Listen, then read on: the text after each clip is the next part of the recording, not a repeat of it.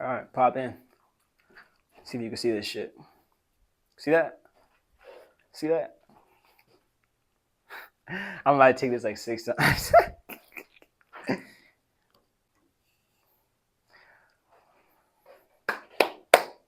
All right, party people, welcome back to another episode of not only Dark Wizard's Dungeon, but we're in studio for this one.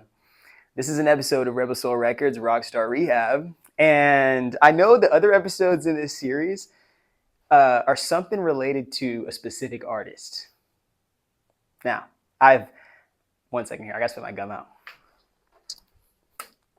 I've come to a handful of conclusions in the past, I don't know, 6 months, and however many months it's been since I've done one of those.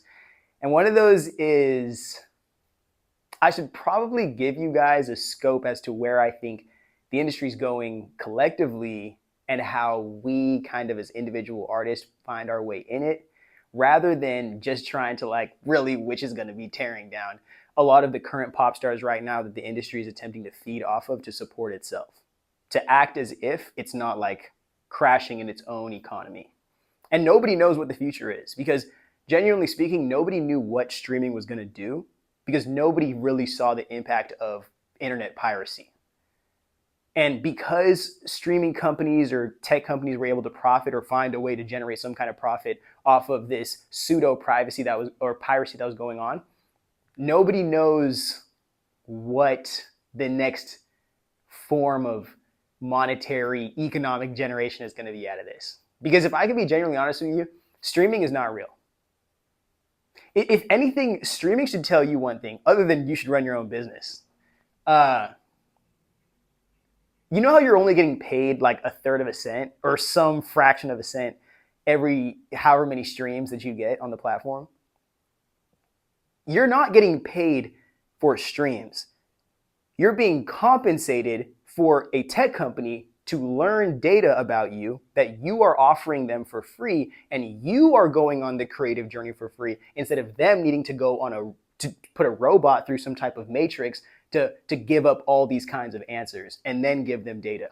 You are giving them data that they need, the company needs to become more predictable. And if I'm being honest, but I'm going to have to say allegedly here, train AI models to then start to offload artists from the platform or privately benefit from streaming AI models that they own. Spotify has literally been a profitable company for maybe 2 years in its entire existence. Everything that you hear about this platform is a fucking lie. It's all big tech marketing, bro. And this one European dude or whatever the fuck he's from who wanted to just buy into the European, tell lies and get a company going, and I can call myself a billionaire. He's just like the WeWork dude. It's just like the WeWork dude wasn't selling an intangible asset. He was selling physical workspace that he couldn't provide and couldn't get people to support. And somehow this guy still... Now I'm going to start hating. But we're having a handful of conversations here. I guess I want to conclude this little streaming isn't real thing by letting you guys know the next stage of... Because they're not compensating you for selling records anymore, right? They're just trying to see how many streams you can get, what the people want by who streams the most rather than what the people genuinely care about the most. That's what the platform's about. That and advertising. That's it. This is a platform for advertisers to get into the music business. It was never a platform to support creative artists in the digital age. And we are seeing that more and more and more and more. I heard this and I don't want to say sad because like I don't want to put a negative connotation on this. And it's one of the reasons I even started building Creative Conscious. A story of this touring artist who like literally isn't getting any money or enough money to be able to go on tour and to like perform for her fans. So she's opened like an OnlyFans to support the economics on the back end of the touring and all that. And I'm sitting here thinking like, damn, like this isn't even a real industry. This is not a real business anymore. This is just some giant cesspool of freelance workers and marketers lying to each other, all attempting to find the greatest artist that they can exploit for everything and then just like let them accidentally die and then catch a whole bunch of cash on the life insurance. Allegedly. We have to say allegedly so much in this music industry shit because at the end of the day, this is just a mob activity center. The music industry, the porn industry, the drug industry. You have to, this is why like I feel like I can participate so well in the music industry as it is, or whatever the fuck you want to call this ecosystem, because it's just all mob ties, bro. This was, if you look at the origins of this thing, it was developed and started by the mob. Now, what we're going to speak about in this episode specifically is that Motown and Berry Gordy, the greatest music industry executive ever, hands down, created a system that was then used for generations, is still attempting to be used right now by groups like Cat's Eye. They're still using the Motown model with their little super grind set edition on top of it. We're having too many conversations here. I might not even include this. Honestly, I start the intros with just like a conversation kind of about where I'm trying to go, just to kind of give myself, open to the vocal cords and to give myself a place to like, a direction to kind of start the video with. So I'm going to conclude the little streaming isn't real thing with, you're being compensated to give data to tech companies. You are not making any money selling your physical products on Spotify. You are giving, it's like this. It's like this. You give your album to Walmart and you let Walmart rent your album out for a fee of $8 a month. You mind you, you're getting like nothing off this shit. You let Walmart rent out your album, your physical album. And you let people just rent. But they're paying Walmart rent. And then they can choose whether or not they want to buy it? Who the fuck is going to buy the album? I'm just going to keep renting. I'm going to pirate it, burn it onto my own shit. Nobody's going to buy the album. This is streaming. This is exactly why I'm saying there was absolutely no crossover from the second you could start pirating music, recorded music online, it was done. It was done. This is why you see so many music artists leaning more into the ulterior, alternative forms of like income and streams of income, trying to run businesses that they have no means of being in, acting as if they're entrepreneurs, calling themselves that. They weren't even able to be an entrepreneur in the music business. How the fuck are you an entrepreneur in the clothing business and all these other businesses? Like, and the music business is the most entrepreneurial one, if of any, genuinely. So the next phase of this that the industry is going to sell independent artists is, hey, train our AI, because once Suno gets sued to literally the bottom of hell for copywriting, stealing copyrighted music, not finding the right licenses, this, that, whatever the fuck, or even better, when more artists, legacy artists with valuable catalogs start leaving Spotify and finding more direct-to-consumer platforms to go on to and start leaving their labels in these ridiculous contracts. Tech companies are going to say, hey, artists, if you want to train or license your data to the company directly, like you're licensing your YouTube videos to YouTube so you can get paid off AdSense, they'll let you train models. Whether it's like you're a guitarist, you're a vocalist, you're a this, they're going to let genuine people train, and then they're going to give you some type of, I don't know if it's going to be UBI or whatever the fuck, but they're going to give you some type of like stipend for doing this.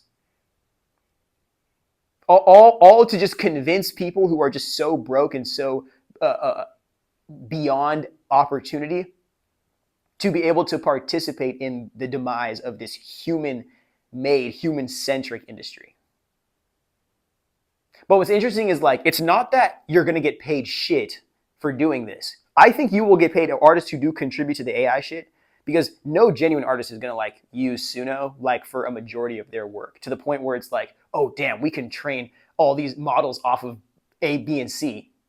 They're training off the catalogs you already made, the recorded music you've already published. I don't believe I don't believe you'll be getting paid less to give your soul to AI. What I do believe, though, is that you will get paid enough for amount of time where you think this is a legitimate career, like training AI to be a human artist is a legitimate career. And then out of nowhere, they're just going to stop needing you. And then you're going to lose your job. And then not only are you going to lose your job, but you're also going to lose your independence, because you gave not only, you already didn't have a career. And then the gift that you had to explore with, to be experimental with, to like really try to like work with and find your own niche lane, you've given that up, all aspects of that up, to a machine that's just going to replay. And then not only do that, but go through a bunch of different combinations of what songs you could have potentially made and then start releasing them on their own time. Because that's the only potential moneymaker with AI. To just completely end independent artists. And also think about how UMG is basically buying, I was just listening to a podcast earlier today, which reminded me of this, but UMG is going and buying all the infrastructure of independent artists. And it's so sad, bro. Like, you see these CEOs of these companies, and I'm not trying to hate, because I know I'm going to have to meet these guys at dinners and whatnot, but you see these CEOs of companies like Even and what's this other one, Downtown or whatever. You were the only place artists had to be something beyond the machine. And now you've given up that opportunity, that ecosystem, that environment for a couple $1 million, which is definitely what you signed for. And what's sad is that you're going to be just a couple millionaire around a bunch of 100 millionaires who are still going to treat you like shit.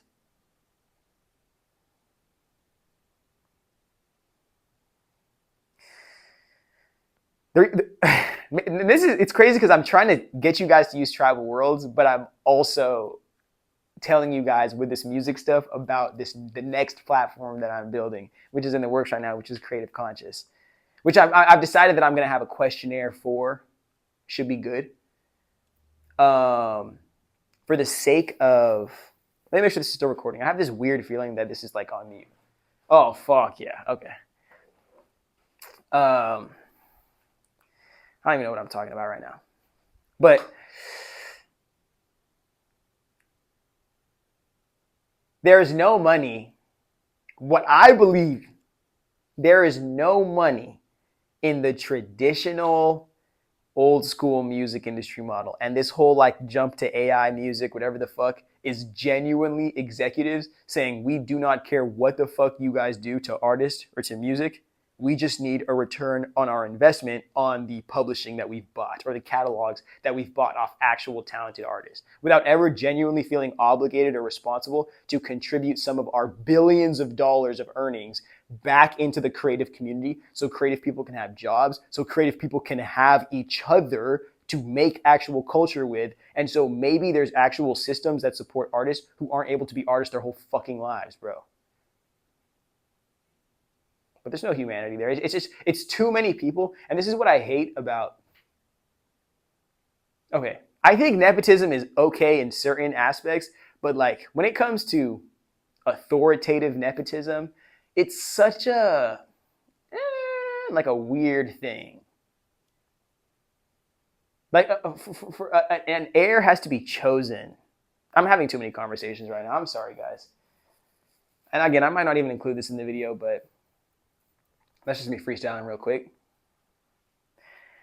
How about I get into the little ads that we got to do every week? Damn it. I should probably just record like some professional ads and then just do them for you guys. Whatever. Check out the board. This is what we're talking about today. I think I've said I want to conclude like 6 times already. But it's interesting because, no, maybe I should save that for the next clip. I don't know. Just read the board. There's a lot to see on there.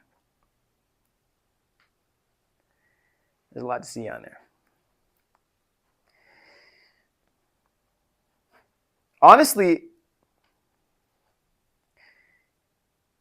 by the end of this video, you guys will see that the male pop star of the future has yet to be born, because it has to be born almost from like the intense hopelessness of giving up on what they thought a man was supposed to be, giving up expecting themselves to be that man, realizing there's a whole world they can exist in, and a whole bunch of other types of man they can be without having to surrender their masculinity, while also contributing to the rest of the world of non-male people. That's the thesis of this video.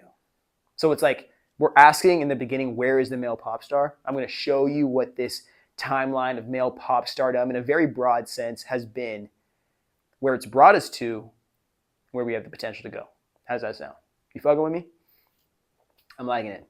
So get your smokes, get your food, get your baddie, or get your, whatever ladies like to call your little baddie who's like a dude. And let's get ready to go.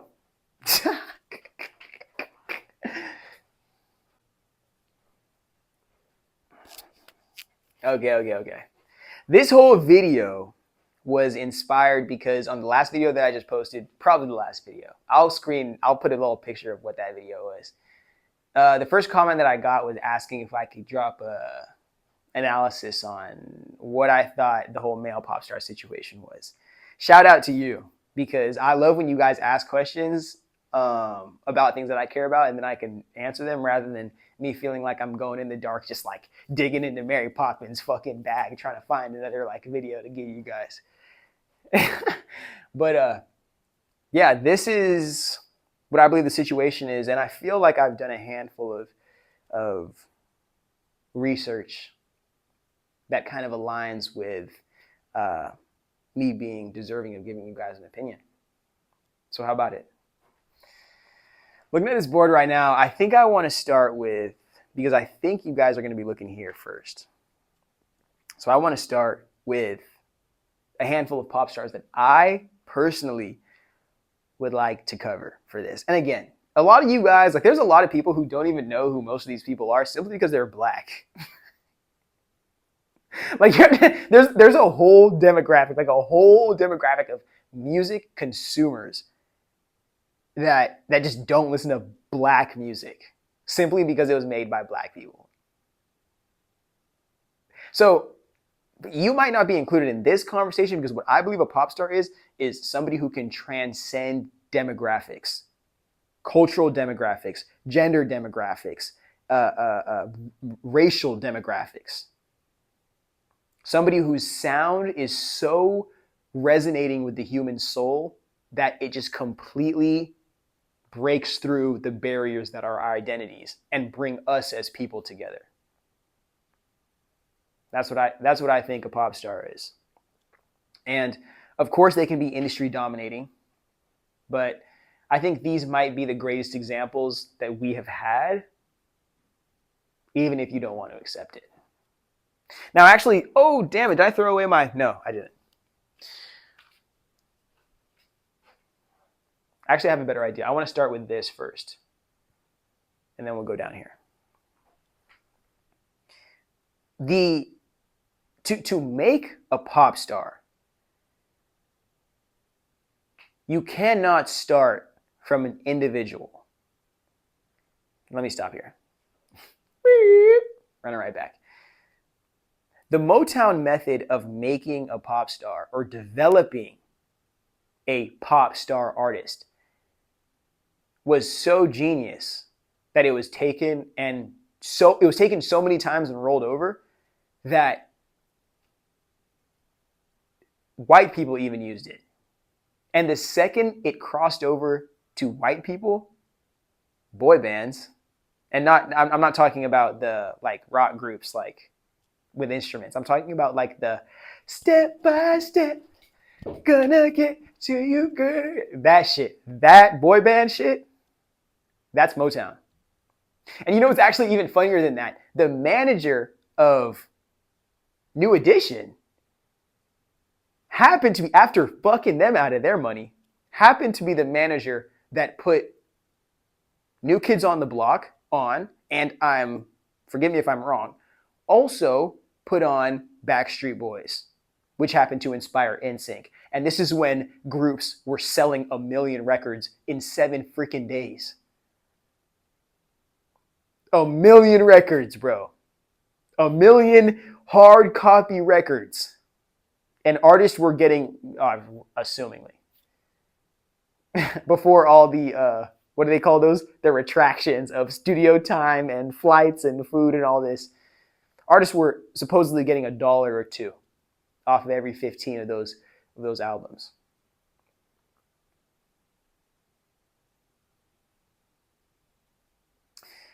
So I don't think just saying what the Motown method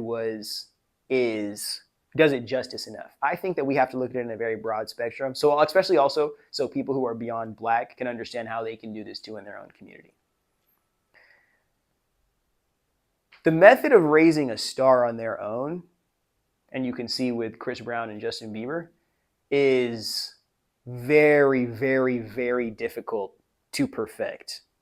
And the person who's experiencing all of the trauma on the journey, more times than not, is the pop star themselves. And what's sad is that instead of being given the actual healing and the love and the care that they need from whether it's a village, from older people that actually care about them and they're human outside of the mask, they're just fed more drugs and more opportunities to escape. So they never truly end up addressing the trauma that they're facing. They just keep on getting deeper into these different types of addictions or different activities to escape that destroy the human, even if the mask outside of the human inside is valuable as deemed by society or seems to be successful as deemed by social standards. I'm gonna put a little side note. Oh, fuck.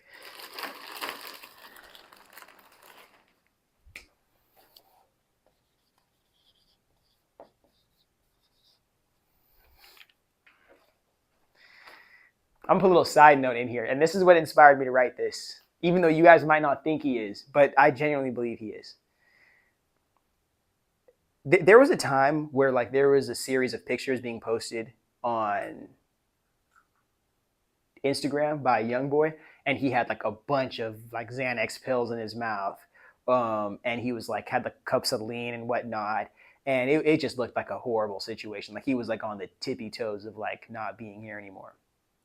And there's even been song lyrics that he's written directly where he's saying how he's thinking about he doesn't know how he's going to keep on going, very, very suicidal lyrics. And I think it gets to a point for a lot of these artists where even themselves, and we'll discuss this later in the episode, even they themselves are so, how do I say this right? They feel like they themselves have to choose between genuinely feeling the trauma that they're experiencing and being invalidated for because people on the outside of the mask don't feel that or don't know them enough to feel that. Or just be the mask, even if it doesn't feel authentic to them, and just live off of the rewards they get for performing as that.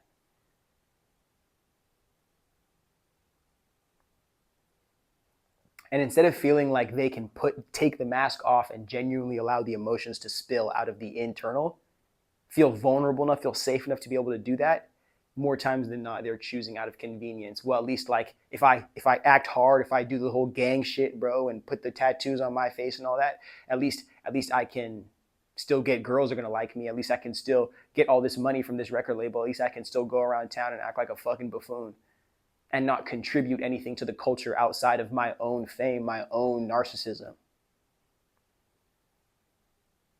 Again, I don't want to blame these artists specifically, but I mean a handful of these guys have fucking issues that they need to handle. But it is a machine preying on vulnerable children. The same way that Andrew Tate can speak to his phone and influence millions of 12-year-old boys that all women are whores and they should just never respect them ever.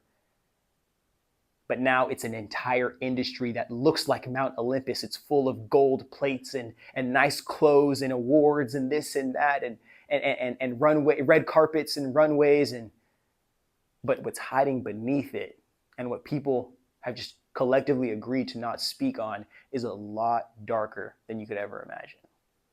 And personally, I don't believe that industries like this are a place for children unless the child is literally with their family 24/7 or with a family that loves them 24/7, loves them more than the fame, of course.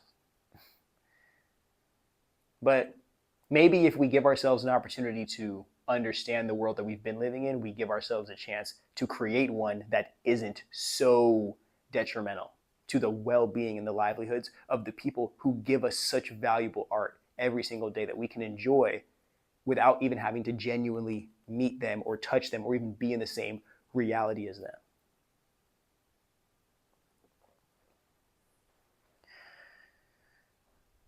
I'll give you a little synopsis on what the Motown method is, or what I believe the Motown method is. So you have to realize, especially that you have to think that this was during Jim Crow America that Motown was booming, or at least becoming a thing. Meaning that you have to understand the difficulty in trying to get black music on white radio stations, when radio genuinely was the main, if not the only place that was broadcasting music regularly for music listeners. Motown recognized you can't just pick a talented person, throw them or push them in the face of the industry. You have to take a polished being genuinely and present them with experience, present them with skills, a palette of skills. They have to have some type of cultural credibility and recognition as well before they're able to get in the mainstream. That's also something that's very difficult to find in modern artists today because they're immediately shooting themselves into the mainstream every single day on social media. But social media isn't populated by independently cultivated subcultures that actually revere the niche, the history, the lore, the people in it, the contributors. It's just cults of fans of specific artists who transcend lanes to make money out of every single one, like it's all just different pots of gold, rather than different art forms within the art form that is music.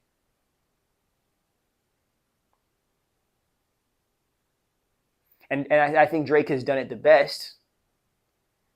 But the digging your hands into everyone's food on the Thanksgiving table, instead of just going around the table and eating, picking up what you want, putting it on your plate and appreciating it for yourself, and then finding out what you have to contribute on the other end of that. Just saying, I like that, boom, boom, boom, boom, boom, but not you. We don't even know if you like that because you might have just seen the money other people are making off of this stuff. You might just be able to appreciate the consequences of being successful in these lanes. So then that's the reason why you want to dominate them. And it's not because you have anything genuine or valuable to contribute to R&B, to rap music, to pop music, to EDM. And another side note, sadly, I'm sorry about this, I keep on doing side notes. I think music has just become a hustle for so many people in the industry. Like there genuinely used to be people who cared about music, but all of those people have either been violated by the industry or abused by the industry or rejected by the industry, that now the industry is purely full of people who they don't even want to be the artist. They want to be the version of the artist who gets all the things on the other end of the artist being super successful that took a shit ton of time, a lot of being broke, a lot of being rejected, a lot of being misconstrued and misinterpreted, a lot of not wanting to be alive, took a lot of not being in the position you knew you deserved to be in at the time that you wanted to be there and having to just let bygones be bygones. But you want to be... It's like you want to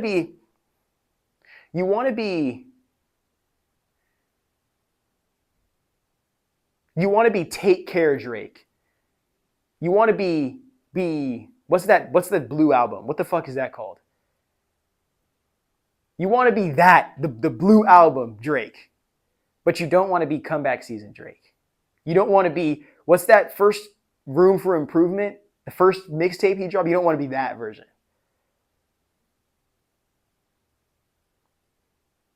Like, come on. So, to get back to the point of the Motown development system that we're trying to discuss right now. First, music has to be cultivated. Like the child or the giftedness being has to come out of an ecosystem or an environment where music is an essential part of it. Whether it's we go to church every Sunday and we're listening to music, it's my parents are listening to music when we clean in the house on the weekends, whether it's my parents just play music every day. They just love music. Whether it's I'm in the car and I'm listening to music, it's an environment of music is not only valued, but especially musical diversity is exposed. But music in itself is valued. And the fact that other people do it and can do it well is also valued. It's not just, ooh, I like that, but it's a process of it being a sound, it being a meaning, it being its own type of experience for you. And you seeing people or being in environments where people do this professionally. And if not, and I'm not just saying have a job doing music. I'm saying they're rehearsing. I'm saying they're making their own stuff. I'm saying they're doing covers of other people's stuff. I'm saying they're collaborating with other people. I'm saying that they're bringing in new art, new contributions to the collective, to the culture. So it's fresh blood almost. The important thing is to find somebody, especially a child, who's just naturally drawn towards that. Not just gifted like Justin Bieber, young and gifted, but somebody young, but okay, mind you, yes, Justin Bieber, but young and talented, but drawn to it on their own terms. That's what you want to find. And that's where all the greatest artists have come from. And it's sad that so many children, again, I'm not saying that you have to go to church or anything. I don't. My church is the beach with a blunt and a baddie. Ooh. But what I'm trying to say is studio time is too expensive. With like professionals is too expensive. And churches are very anti to a lot of diverse creative people. I'm sorry. You don't like people with piercings. You don't like people with tattoos, although you're growing to accept them, but you're lying. You don't like people who are gay. You don't like women, or you tell women that they have to hate themselves to serve a man. And if you have to hate yourself to serve a man, how can you ever access your intuition if that man has to decide what is right and wrong for you? And if music, or at least accessing music from the ether, is an intuitive thing, and you have to be aligned with your soul, yourself, your being to access that from the universe in your own heart, do you think somebody else is going to validate that out of you? No, the only thing they can do is tell you, you're so beautiful, you're so gifted, you're so amazing, you should have sex with me. And then I impregnate you, and then now you're mine to take care of my shit while I go into the world and do whatever I want. And then we just kind of laugh about your little dreams as I go make my money and maybe decide to pay your bills. Okay. Okay, I'm not trying to be that like that mean about it.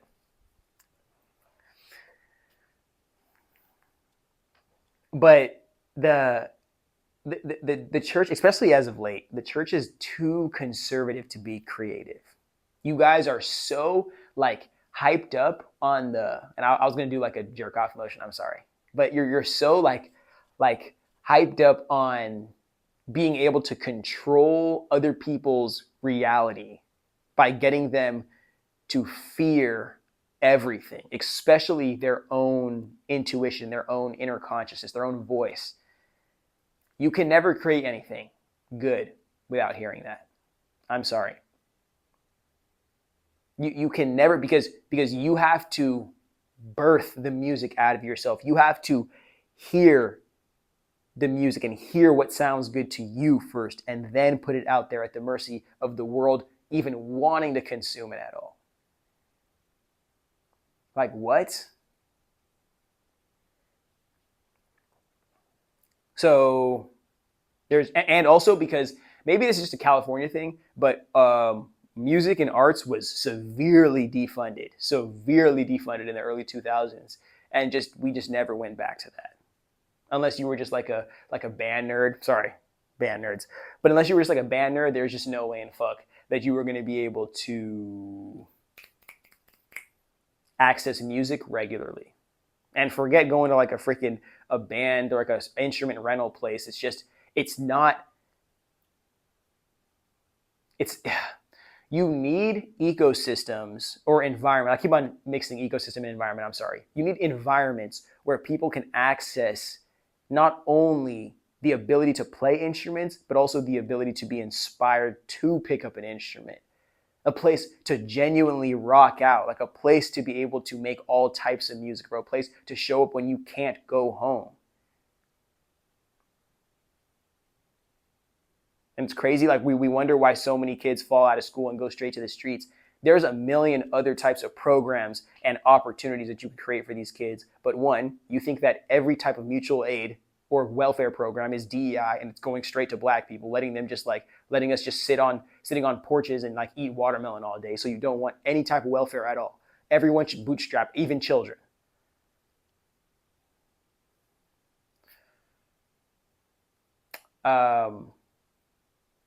And again, you're also the people who kind of run society, like our social society. They don't value art other than the art that they choose to consume and they think tastes good. And then they don't value the artist who's making that art. More times than not, they're just entertained by the lifestyle of the artist, trying to just cope with fame and a bunch of other like bullshit, destroying their like sanity.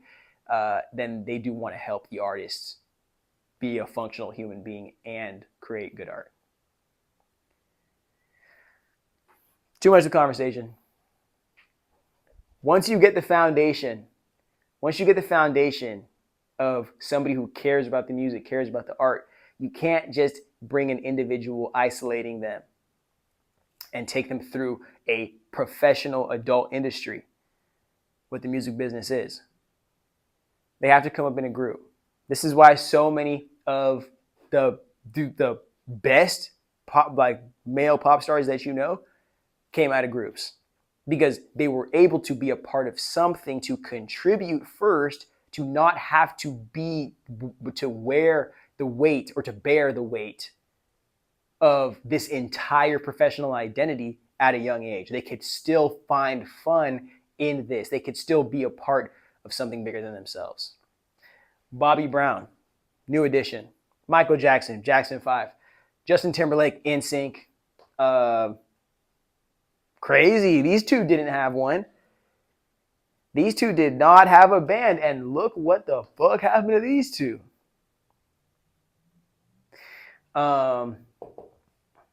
This one didn't either. But it's interesting because when you're in hip-hop, when you're rapping hip-hop, if you don't have a gang that's like fronting like the money for your whole entire career, there is the hood is very connected. So even if you don't have your immediate family around you, there is still like hyper-connected subsects of people that you could consider a village or a community, which is very interesting.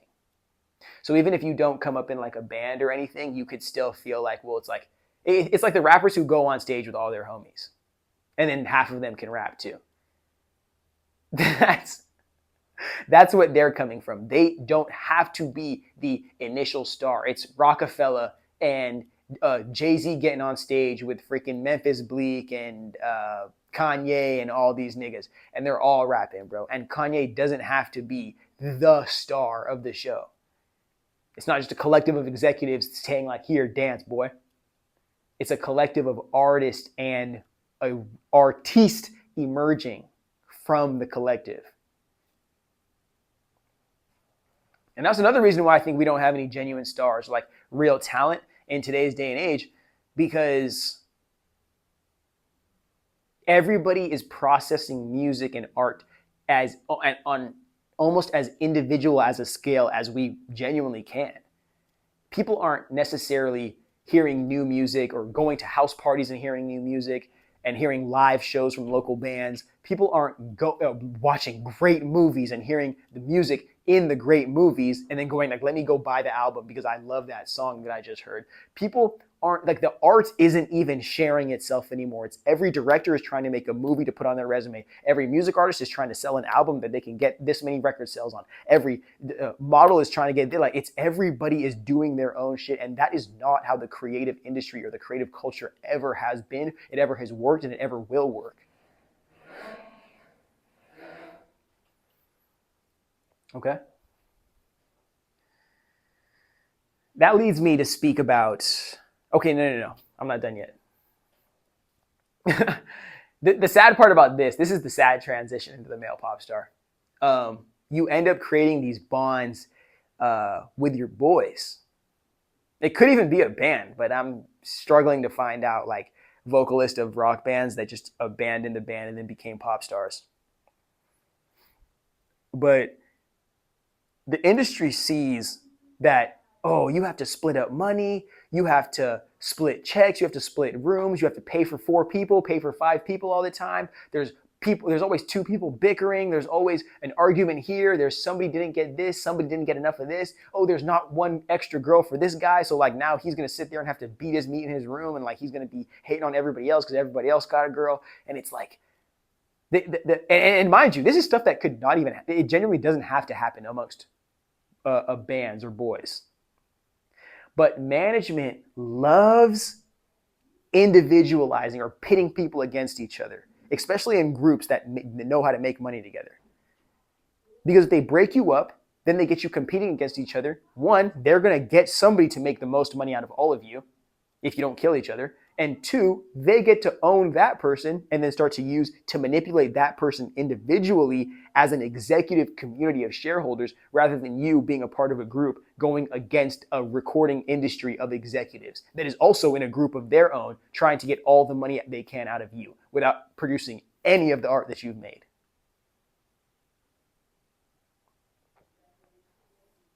So the more times than not, it's like a savage rip. The male pop star is told lies, some beef is started, something happens, somebody doesn't address something that they were supposed to, and then we go, well, this is the one the girls want the most, so boop, rip that out. Everybody else figure it out. How many times have you seen that happen in groups? And how many times has the story been, this band member hates this band member, or this person had sex with this guy's girlfriend, or this person is just not a good fit for this group and we have to kick him out, and then the whole entire thing disintegrated from there. Like,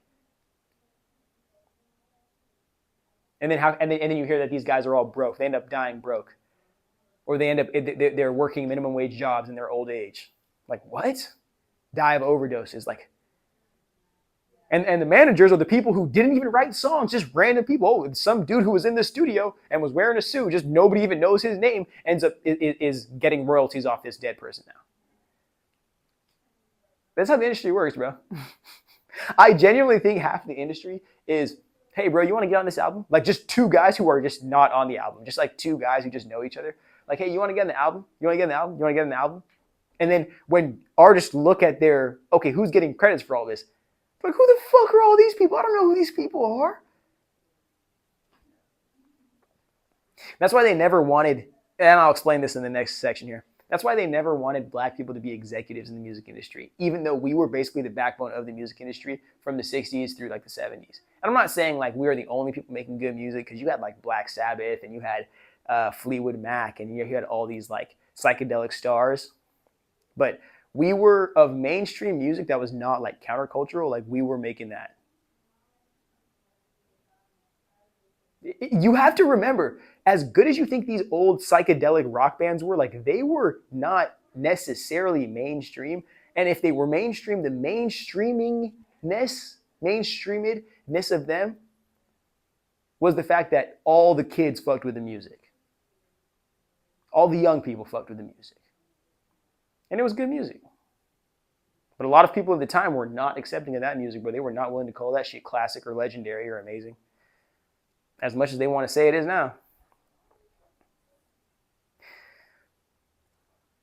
But the final point, once you've created these, you go from the home environment or the regular musical introduction You move on to finding them in a group where they do competitions, they learn what it's like to do music together, to be a part of something, to contribute musically, to start maybe doing it on an amateur level. And then you find the one who's going to make you the most money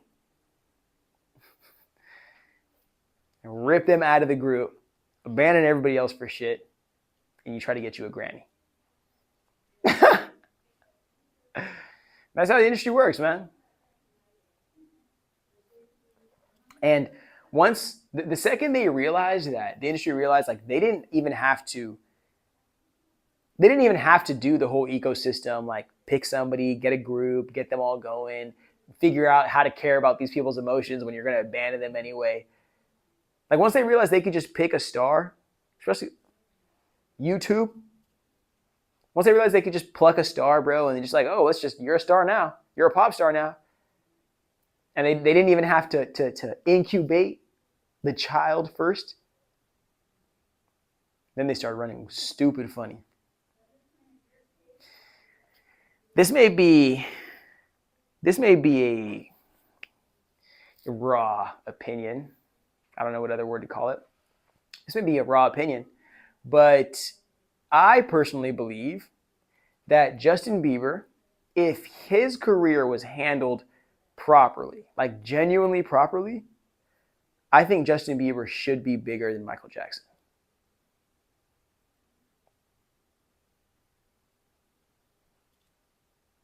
I think Justin Bieber should be, and I think his career is genuinely a consequence of a child who should have been, now again, mind you, he, like, allegedly, all of this, he's had run-ins with Diddy and like a negative side and just aspect of the black community, which it's very difficult to have to like accept that truth.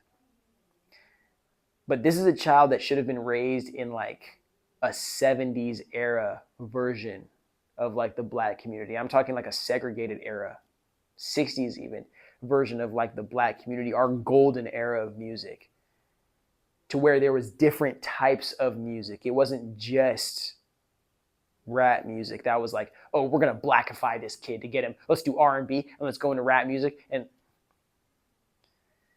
like Justin is a very diversely talented artist. And he was never appreciated for being that. But I genuinely think that Justin Bieber is somebody who was supposed to be a black kid that was abandoned by his people. He ended up accidentally finding a black community of people who were like genuinely talented artists, like not rap artists, but funk artists, disco artists, all that music that the girls and the gays like listening to. And I'm telling you, if he had the opportunity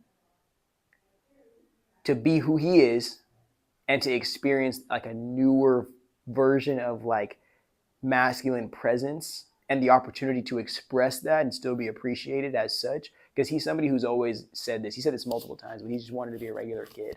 And if he's somebody who had the opportunity to be that and to be as talented as he was, you're making John Mayer money times like 10, literally times 10.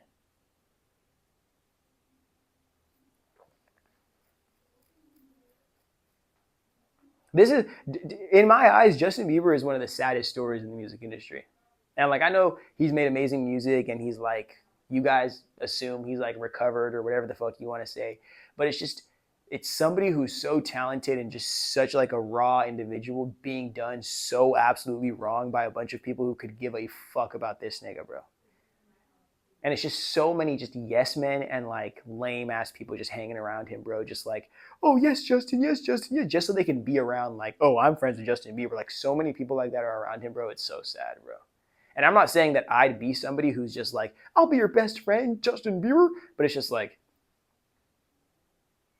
I know what that's like to be around people who are just helping you cope with the fact that you don't want to address. You could be living a radically different life if you accepted the truth for what it was rather than try to live in a reality where you weren't affected by it. And I know I'm not supposed to be saying any of that shit, and it's like not my place to talk about people's healing and growth and all that. But in my Justin Bieber episode, I'm going to speak about how he's not going to drop another album that's going to be good until he ends up breaking up with his baby mama, Haley, or his wife, my bad. Finds like some romance with some foreign black woman, and then drops like a reggae album, like a reggae rock Justin Bieber album. It'll all three of those things will happen in like a 3 to 5 year span, maybe like a 3.5 year span, and it'll be one of the highest selling albums ever. It'll be so mature. It'll be so deep. It'll be so introspective. It'll be so different because it's not, hey, look at me, I'm a teen pop star. Hey, look at me. I can dance, I can sing, I can wear all the cool clothes. It's going to be, look at this life that I've lived and look at who I've become. And enjoy this place that I'm at right here with me. That's what the album's going to be. And it's going to be fucking insane, bro. If he decides to drop another one. You don't even have to break up with your baby mama. Or your wife. But that's the album. That's the energy you need going into this next album. And you need to really cut the yes men out. And get around some people who are just like, nigga, I don't care that you're Justin Bieber. Like, you came here to ask me for help, so I'm going to help you like you're my client, and I'm going to get you to where you want to go. And you can love Justin Bieber on the other end of that. But you don't need me to do that. You need me to love you in the sense that I'm helping you love yourself. But you don't need me to love you because you already have the whole entire fucking world loving you. You need me to be here for you. You need me to respect you. That's what you need. That's what a lot of these pop stars need. You need somebody out here to respect you enough to be like, nigga, you fucking up, bro. And we need to get right. But my heart is with this kid, though. Like, understand that all these people here, bro, I think a lot of these people were left just, again, not given the proper accommodations they needed. Just drugs, sex. Don't commit any crimes, though. Drugs, sex. You got a show tonight. You got a media appearance. Drugs, sex. Hey, have you called your mom yet?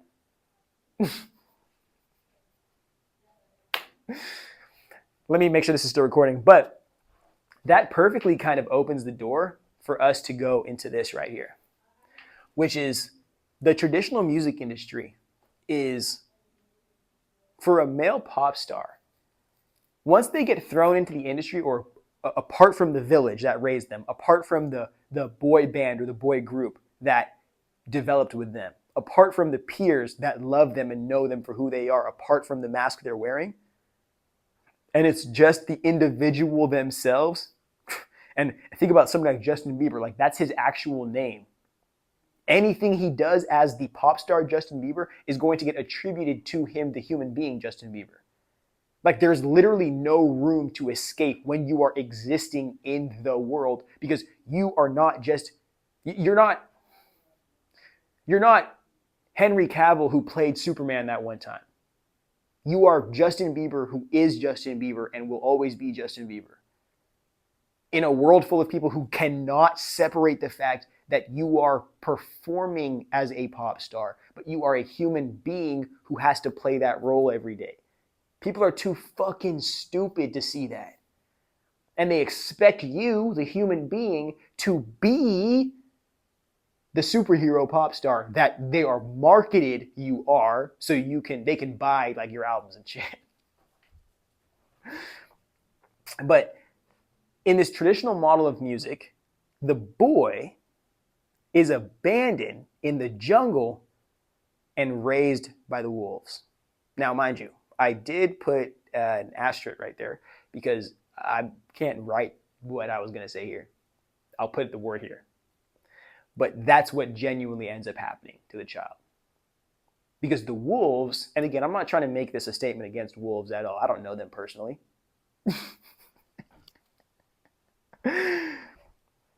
But when I'm speaking about the wolves, I'm speaking about the narcissists, the egomaniacs in the industry that only care about running people through like transactions to get their money right and to get their pee-pee wet, but not to care for the people who are profiting them.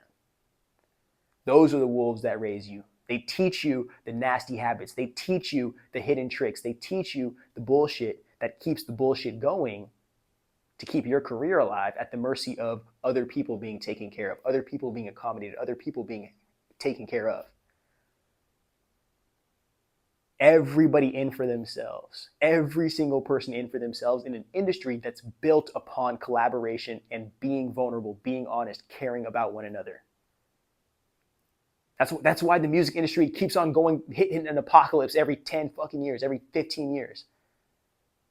Because nobody can ever find a way to align abundance with collaboration. It has to be just individualized, my money, my money, my money, fucking somebody over here, my money, my money, my money all the time. And the people who are sucking up all the money say, I think I'm tired of making money off music. I'm going to go into real estate, or I'm going to go into politics. Like, huh?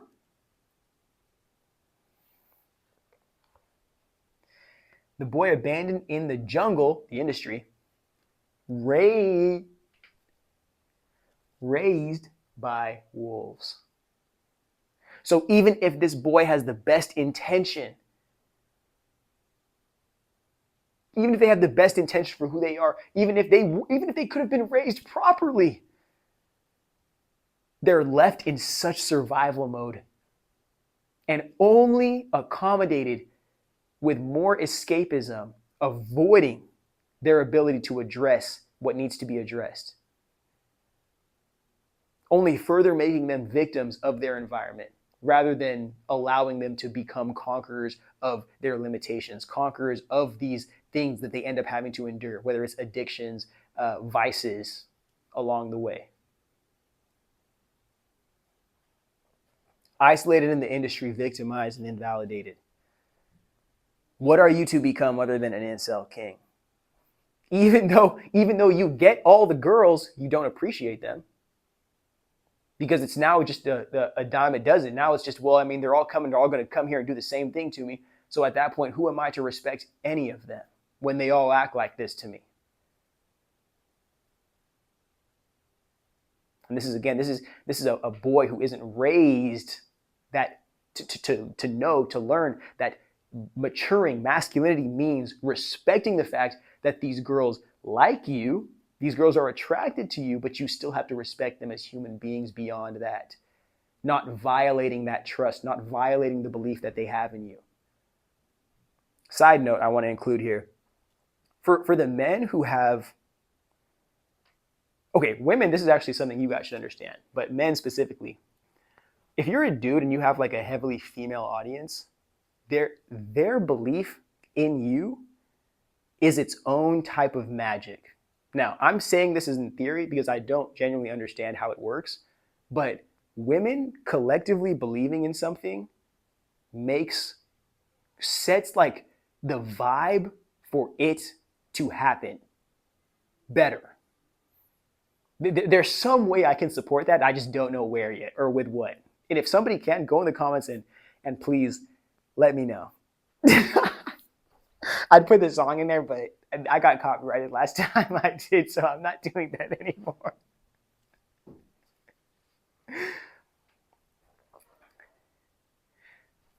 Let me stop. I have to continue this conversation, but I totally lost myself.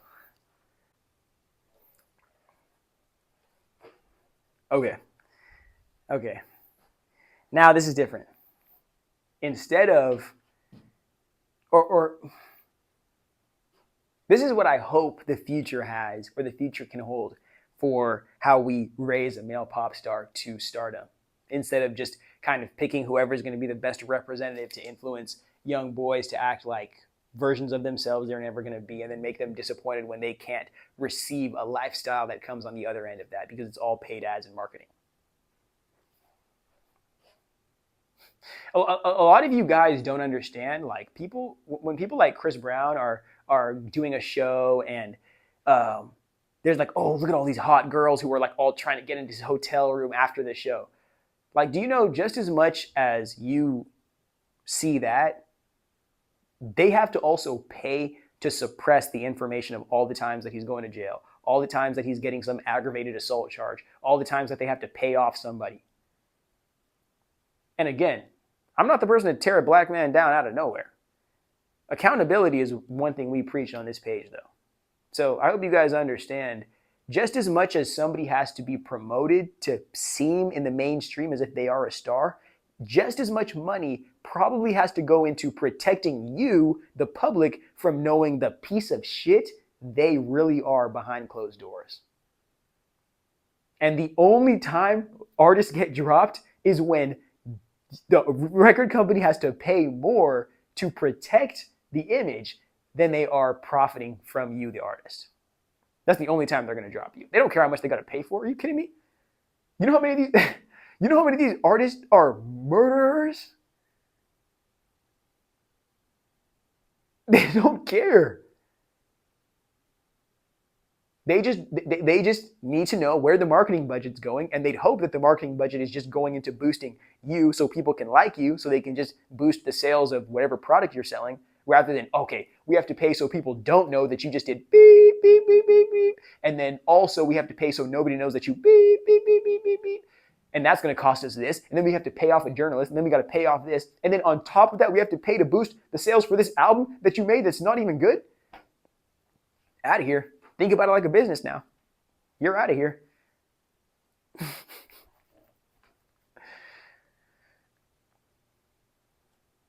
And also, you have to sit here and think, like, for my dudes who are watching this, I'm not telling you to disrespect anybody.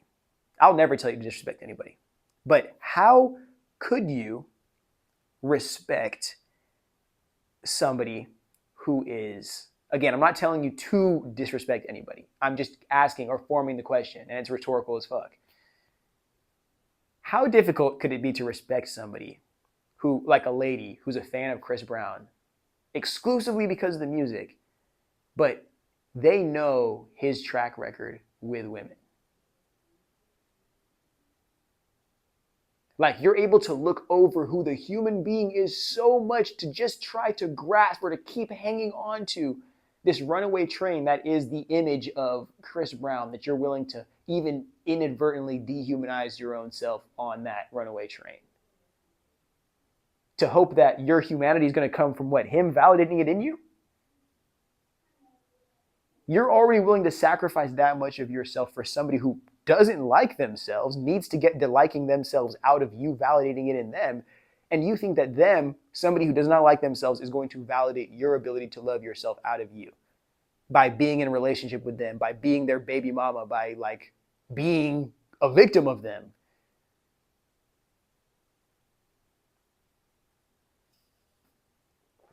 Again, very, very talented artist. Very talented artist. But we cannot continue to act like there's not a male problem in music. And like, if dudes want to act like, and the worst part is this, guys aren't even the ones that make the best music.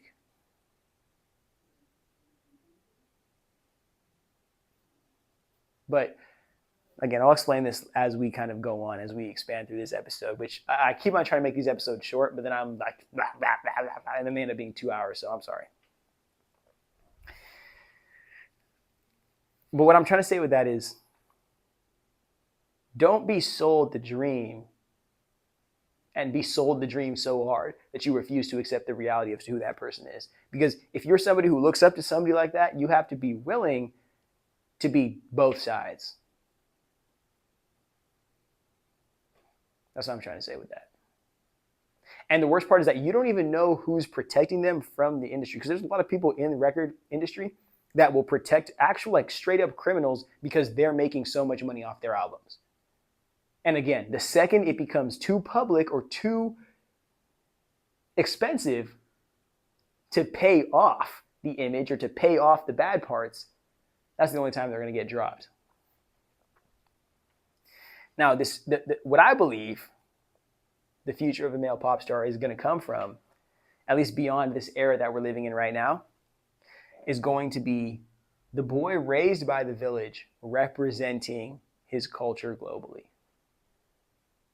Not exclusively focused on the money like a hustler, not exclusively focused on trying to get girls like a womanizer, not exclusively trying to be famous for the sake of being famous to feed his ego and narcissism, but has genuinely tapped in to the gift within and has not only decided that it is valuable, but wants to share that value selflessly with the world.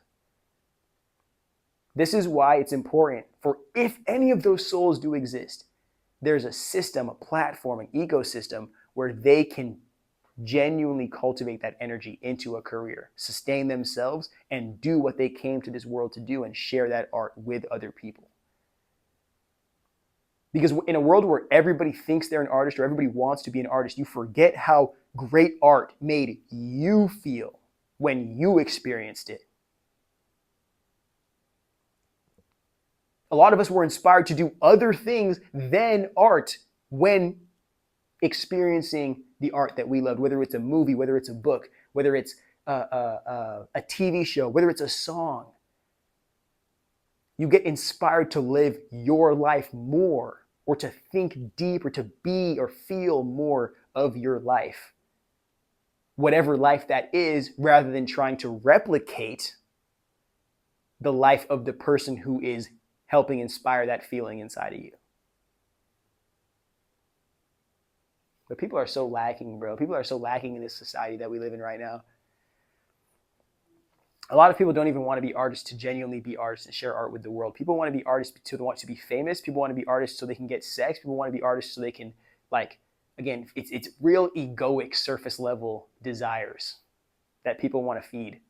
And that's why you don't have any good artists, because it's like the person the people who get chosen, they aren't even good artists. They just want, or they just either want the things that the artist get, or they're just willing to endure the things that the artist is told to endure. Cue Hybe and Cat's Eye.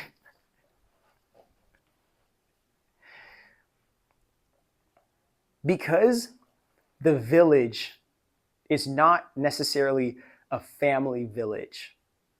We're going to have this conversation in another episode, but I think there's going to be a huge split between boomers, like boomers and Gen Xers, and Gen Z, Alpha, Millennials.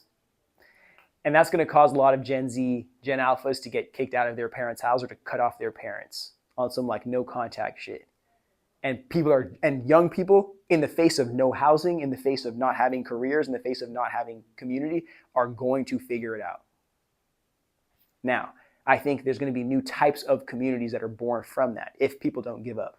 I think there's going to be new types of communities of diverse groups of people that may or may not have kids, but it's going to be way more types of people rather than everybody's got a white picket fence, everybody's got a house, everybody's got 3.5 kids, everybody's got 10.5 cars. Way different type of society emerging. People are going to see, damn, like that person can live their whole entire life with no kids and be fulfilled and still contribute. Oh, that person can have a family and still feel taken care of and accommodated. And we can all coincide in this one society together. Now, with that happening, instead of individual people saying, oh, I'm from this specific, especially Americans, I'm really speaking to Americans. Instead of saying, oh, I'm from Texas and we do this, blah, blah, this, blah, blah, say that, yeah, whatever. People are going to come up with new rituals, new cultural standards, new cultural beliefs. And from those creative groups, so instead of the traditional village by environment, it's going to be village by who you associate with, village by who you exist with culturally, regularly. And you will bring life these new artists, or artists who are willing to completely break through the algorithm abuse that we're all enduring right now. These artists will then tap into new forms of art, new types of music, new types of storytelling, new types of sharing energy. And from there, they will be the nomads that go represent that type of art and culture around the world. And even better, this is why I keep talking about creative conscious. If you have a system that can go with you, travel with you on your computer, in your pocket, on your phone, and you can just spend all your time going to the studio, going to shows, going to appearances, doing the lifestyle stuff, and there's something in the back end, basically like a pocketbook record label, that's supporting you and organizing your lifestyle for you while you do this, in a matter of no time at all, like everyone's going to be an independent artist. But that's what I think. A lot of artists, it's not just a touring artist. Like a lot of artists are supposed to be nomadic. They're supposed to be getting paid to do local shows. They're supposed to be going on these like touring circuits. They're supposed to be around their city, around their state, around their country, around the globe sharing this stuff. And they should always have a little bit of money in their pocket to sustain this. And they should always be compensated properly so they can keep doing it to their leisure. Because most creative artists want to tour. They want to go and perform live. They want to do shows. They want to touch their fans, respectfully. Most artists want to do that. They just can't afford to do it. That's it. They can't afford. So the artists who can genuinely do it and make us feel something when they rock a show, even if it's only in front of 500 people, in front of 50 people, in a little back-end bar, those people don't get it. But the people who already had money to go do whatever they wanted, already had $500,000, $1 million trust funds to do whatever they want. I feel like being an artist today.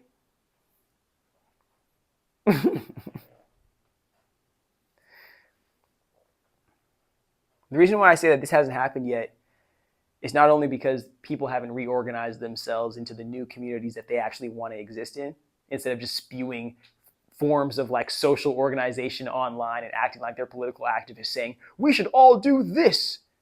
We should all be poor together and eat cheese and rice every single day. And the government should take all of our money.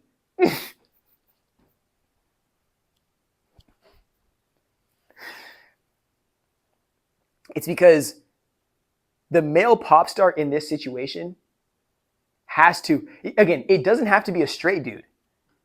But if we want a male pop star in the sense of like an old school male pop star, but an old school male pop star that can live in the new age, and it's not the old school bad habits, but is a new school reform type of dude, this new school pop star male has to be respectful of the women. I mean, you can still engage with them intimately, but you have to be respectful of the women, respectful of, again, because if we're looking at a pop star like Prince, most of Prince's collaborators are women. Most of the people he's in the studio with are women. And it's not just to gratify himself. It's because he genuinely believed that not only women are women musically capable, but very creatively gifted. The vibe that they bring beyond the gifts that they already have are something that's very important for the creative process. And Prince understood that, and Prince gave ladies opportunity to be a part of his ensemble when he could. In a world where in rock music, I don't know if you want to call Prince rock music specifically, but in a world where women in rock were heavily disrespected, women in music are heavily disrespected. And this is one of the biggest stars. Prince is competing with Michael Jackson to be one of the biggest stars in the world at the time. And this is somebody who already intuitively understands the game, the magical music side of it, the intuitive, the energetic, the feminine side of music. And he isn't somebody who says, I did all of this myself. I'm a genius on my own. I don't collaborate with anybody else. Nobody inspires me. Nobody makes me feel anything. Nobody really does anything better than me. I can't. He's a part of a creative family, a creative culture, a creative group that understands we're all contributing to this image that is Prince. That's why he even changed his name, bro. All right, some of the reason why. Prince got too corporate. But this new age male pop star has to be respectful of the ladies and also incorporate the ladies in his creative process. Understand the value of the feminine. This no male pop star has to be respectful of his queer fans, not only queer fans, but just queer people in general. A lot of dudes like who consider themselves to be pop stars or were pop stars, they have this weird, like more times than not, they were rejects when they were in school and then end up getting accepted by the popular kids once they become famous and like talented. And then they end up becoming like those popular kids who are just like homophobic and mean. But none of those popular frat kids or football kids or whatever, and again, like I'm not trying to just push this on those kids specifically, but none of those kids are the ones making the music. They just have the money to buy the music and attend the shows. The queer dudes are the ones who are making the music. The queer dudes who are the ones who are the DJ sets. The gay bars are the ones that are turning up. And in the times where in the social media era, everyone's walking around these straight clubs with their phones out trying to record somebody for TikTok. The gay bars are still jumping. So it's a man understanding his masculinity, being able to appreciate that you may not identify as queer, but you have to humanize the queer man and respect that that is an aspect of us as men and our masculinity. And if we cannot humanize and love and respect the queer man or the man who expresses himself in that way, we are denying our own selves an opportunity to be creative with our own human life. Sorry. Because who does patriarchy serve at the end of the day? It doesn't serve us. If you're a regular dude, it doesn't serve us. It doesn't serve women. It doesn't serve queer people. It definitely doesn't serve transgender people. It doesn't serve disabled people. I mean, hell, like, patriarchy doesn't even serve children. And that's the people that they act like they're protecting so much. So who does it serve? Other than power-hungry, bloodlusting monsters and pedophiles. That's the type of consciousness this new male has to have. They have to recognize that psychological, social systems like patriarchy are social manipulation made to get you to hate your peers, to hate other people in your community, to make yourself feel like a king internally, to cope with insecurity that is detrimental to the well-being of a community. They want you to think that you as a man only get your manhood out of conquering other people, conquering women, conquering other men, conquering children. They never get you to stop and think as to the well-being of the people that you're constantly trying to violate.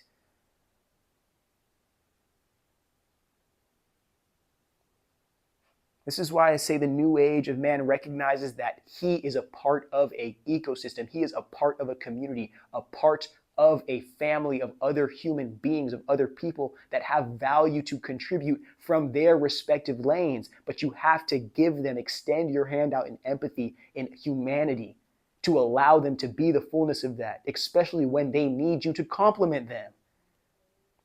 And that's when you recognize that we as men and our whole mental health issue saying, oh, we have to do everything on our own, nobody cares about men, it's because we don't humanize anybody else enough to care about us.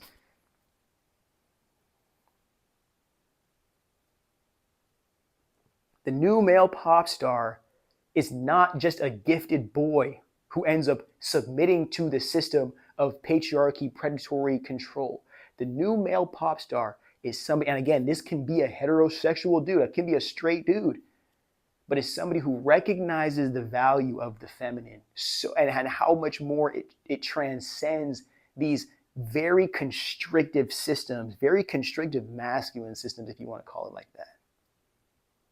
The feminine is too chaotic to be controlled. And again, I'm not saying this in like a negative way either. I'm saying that in an energetic sense. The creative energy itself is very chaotic. And us as human beings try to control it or condense it down to a sense where it can be controlled and then we can commodify it.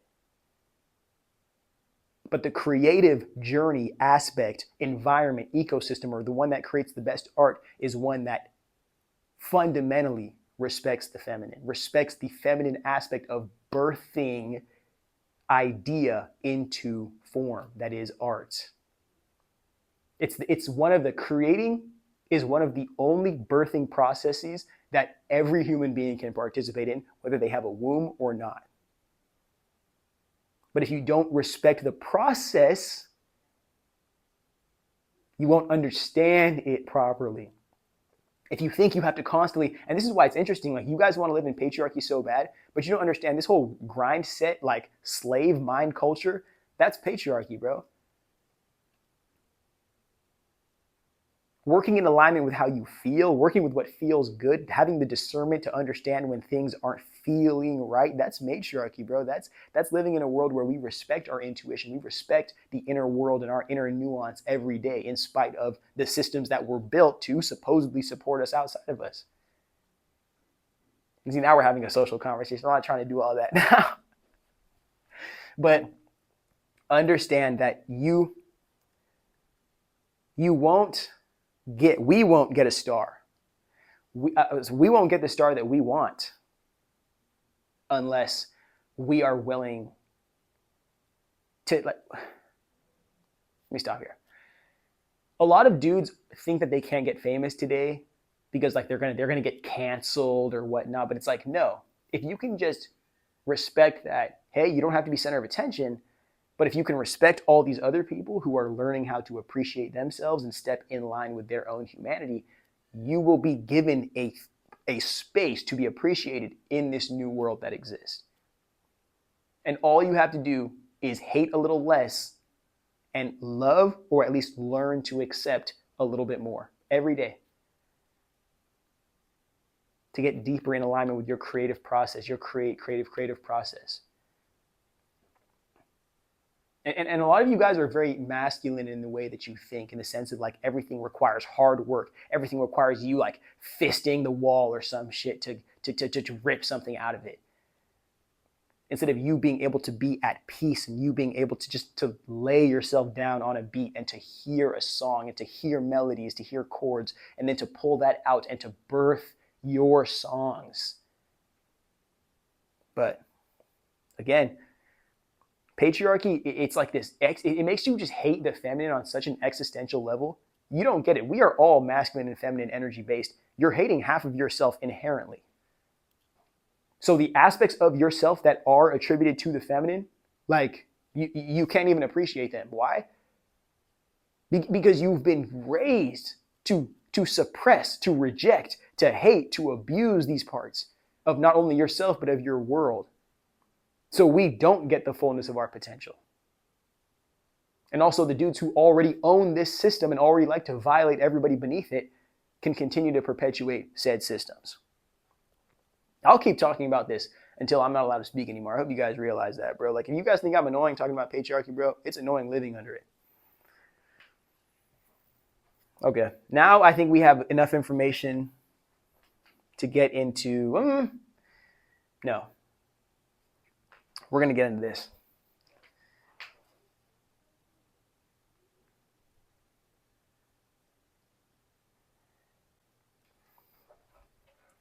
Okay, forgive me. I almost had a heart attack. But I'm going to show you what it means to be a star. Like, this is how we identify a pop star, a male pop star at least. I'll show you the old school model and how those people would used to circuit themselves up to the top. Guys have to want to be you, or to do what you do, dress how you dress, show up to the places that you show up, rock the instrument that you rock, sing how you sing. Guys have to want to be you. Girls have to want to you. And the church-going ones with the stockings and the whatever, the Pippi Longstockings, they have to want to marry you. Pippi Longstockings, what a freaking read, bro. Yeah, that's basically it. And the reason why I say, again, I'm not trying to shit on the girls at all, but the reason why I say that Gen Z is too Puritan for this is because, and again, this is a very, very weird theory that I've developed. And it could be very, very wrong. So if it is wrong, apologies, I guess. Yeah, apologies if it is wrong. But what I believe is that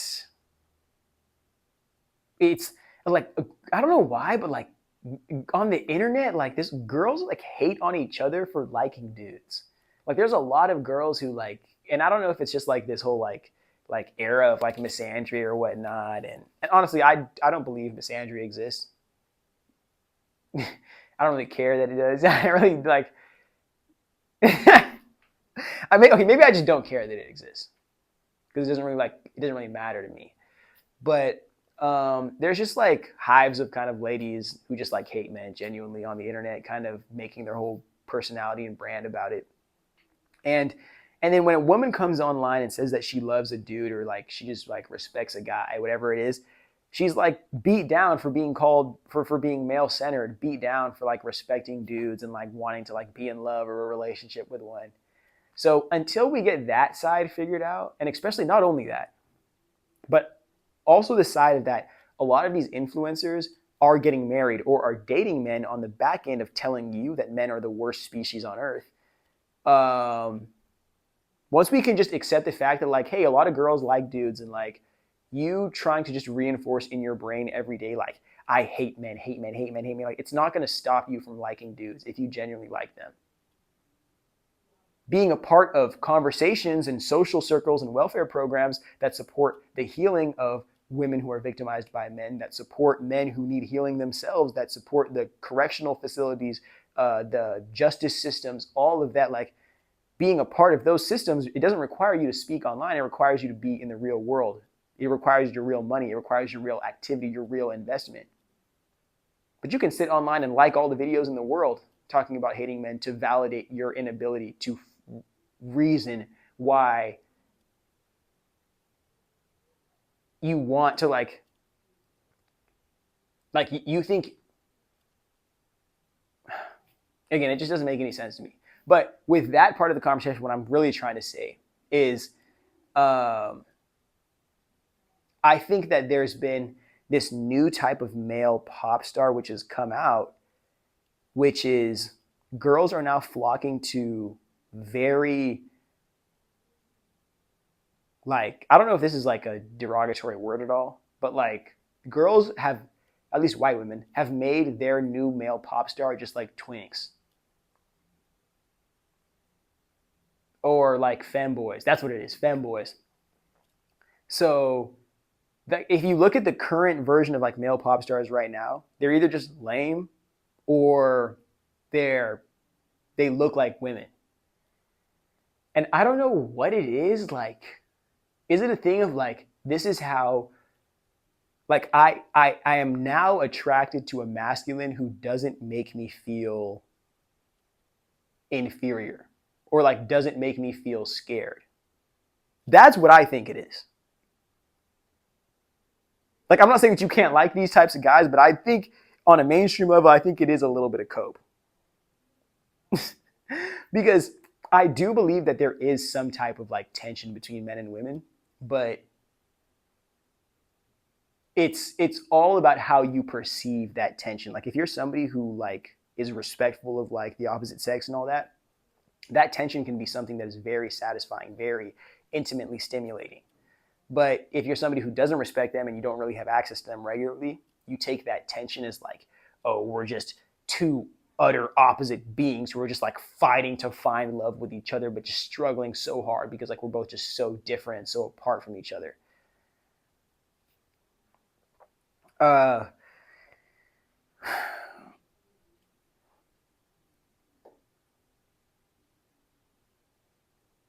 When it's important for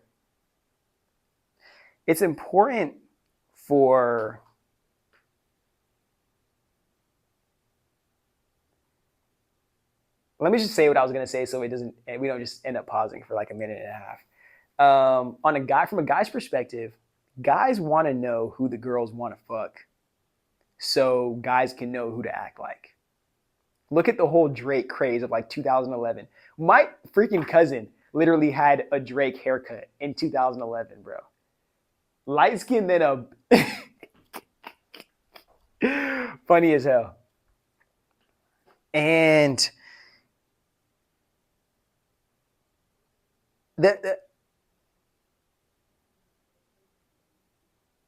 I'm not saying like you have to fuck all these pop stars, but it's like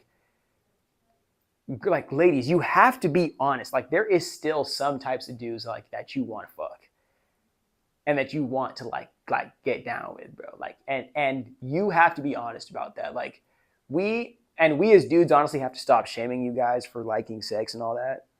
But you have to be honest that like there is still hope for like straight males out there. Like, a lot of straight males feel like they can't get like any type of girl, bro. At least on the internet. In the real world, all my straight male friends, they all getting it how we do because that's just what we are. But straight males need to be inspired that like if I play this guitar really well at this show, if I wear this fashion, if I show up to this event, like there's a chance that I can get this girl to sleep with me or to date me and eventually sleep with me. That is a very important, unspoken about aspect of this issue. Like think about the current male pop stars that we have right now. Okay, again, like the old school, like Justin Bieber and them, like that makes sense. Like, yes, girls still want them and all that. But think about today's current male pop stars. Like, do you want to fuck any of them? I'm not talking about me. I'm talking about like y'all. Benson Boone, Alexander Warren,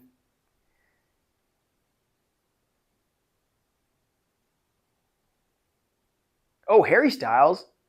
But I'm pretty sure actually, never. Let me not say that. Oh, he's engaged maybe. Okay, never mind. But like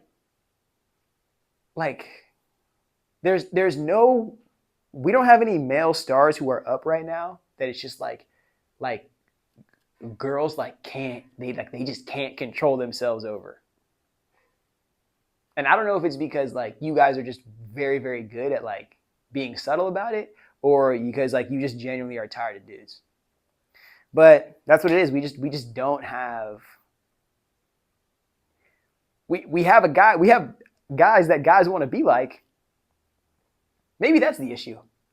Maybe the guys started actually looking up to dudes who were just paying for girls to be around them rather than actually like had girls organically flocking to them.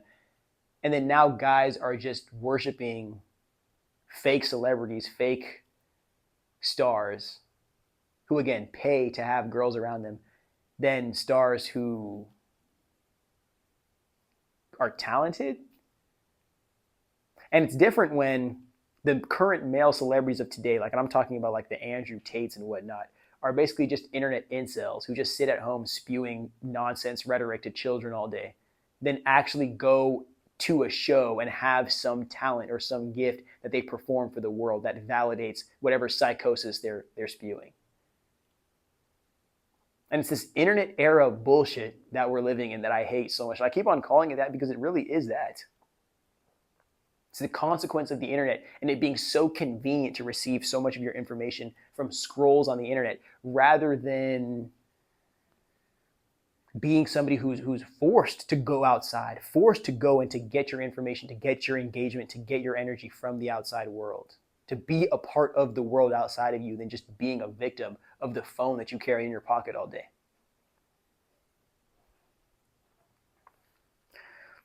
But until we find the perfect medium of the guy that guys want to be like and the guy that girls want to get down with, you're not going to see a male pop star anytime soon. Oh, my bad. I forgot to add somber in there, but it's just like, I'm not going to lie. Like, somebody get this dude like a foreign girlfriend or something, bro, that can just help him fix his hips or some shit. And you know exactly what I'm talking about. Because he just moves so funny, bro. And then even worse than that, bro, check this out. So, okay, now I'm defending him. Somber had a concert and he was doing some like quirky like jokes to the audience. And some girl bought a ticket, went to the show just to record him, and then went to go home to make a TikTok hit piece, like 3 hit piece videos, speaking about, I'm not trying to tear anybody down, but immediately tears this nigga down for 10 minutes at a time. Like, oh my God, we have people who will buy tickets, attend your show, go online, negatively review it to get viral themselves, all for the cheap validation that they're going to eat up. At the mercy of you, the artist who is actually taking the time to do the performing. And then now you as an artist have to go online and defend yourself to a bunch of internet lames who didn't even attend, but somehow know more about your performance and your intention than you do.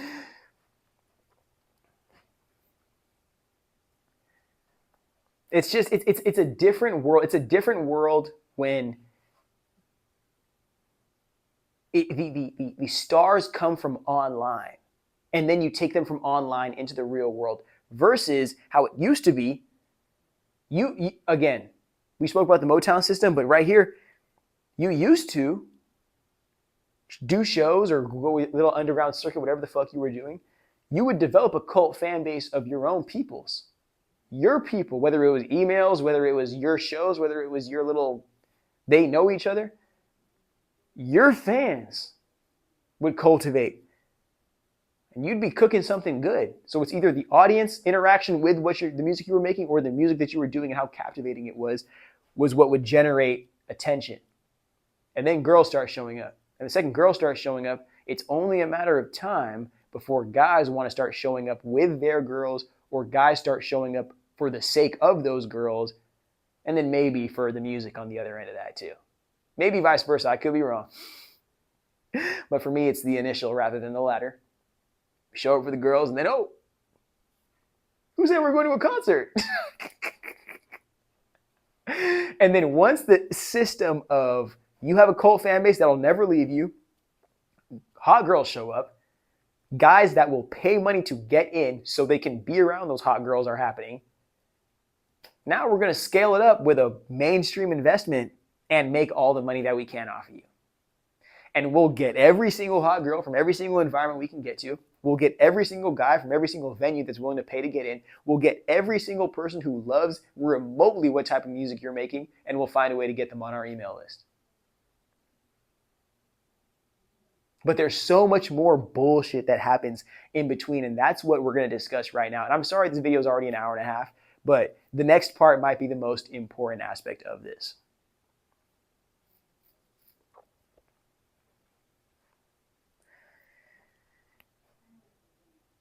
I was initially going to call this, the male pop star is the closest thing to the second coming of Jesus Christ.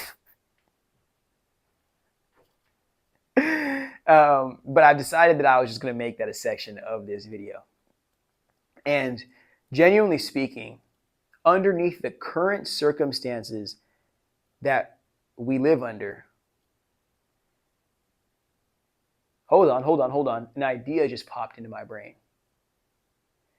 I think the actual winner of patriarchy is an old man who has a body of eternal youth. There.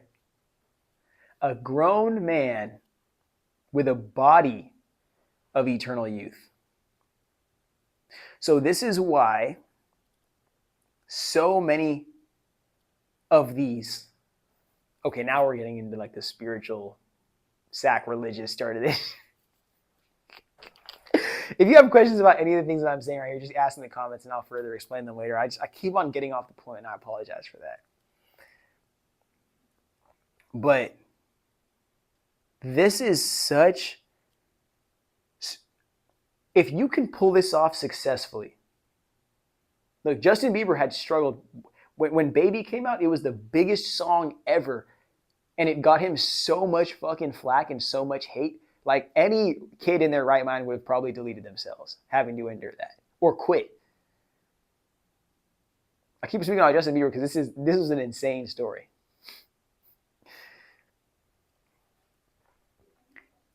This role, it's such, if you can do it right, it ends up being such a, how do you explain this? It ends up being such a ridiculous, like, expression of a human being in the sense that you're young enough to be creative with your masculinity because you're not necessarily a man yet, so you're not obligated to the rigidity of traditional masculinity. But the girls that you can attain are sadly are the girls that these executives want, or at least the investors want. Somebody we bring up literally every single episode should tell you, and I guarantee you this dude has had feet in the music industry as well. Sadly. But as a male musician, like a male artist, especially a solo artist, you are such a valuable asset to so many different people you may not even know, that it's almost like you become I hope I'm using this word right. Like you become a caricature of yourself, in the sense that you just exist as an asset to be used, to be transacted, to be taken here, there, but you are not a human anymore. It's literally almost like being a deity, in the sense that everybody needs from you, or you have a gift, a talent, a value that everybody can utilize or everybody can use to serve themselves, but nobody genuinely has anything to offer you. And you're experiencing this as a young boy. Like the responsibility of a man, of an old man, genuinely being in the seat of a young boy.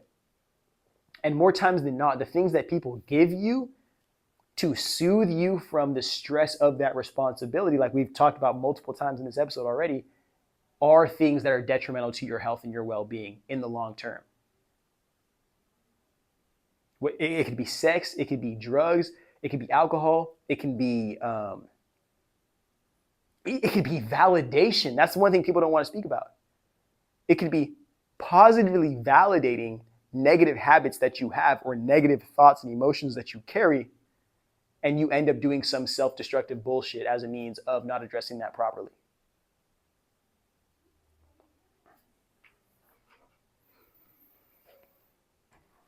Now, I don't know. Okay, I'm going to explain why it's important for us to value young boys and to not just automatically take the every boy is just born an animal, just waiting to be like saved or some shit, like, and we don't have any faith or hope in young boys. Like, young boys are very, very, very unprotected, especially in the entertainment industry. I mean, damn, you could have put Macaulay Culkin in here if he dropped an album. But young boys are too unprotected in this system. And one of the many problems that contributes to this is the fact that there's so many dudes who don't have what patriarchy promises men already. And they're just living in this perpetual state of, well, maybe it comes tomorrow if I do what I'm supposed to do, or if I live how I'm supposed to live right. And if it doesn't, I just cry like a bitch.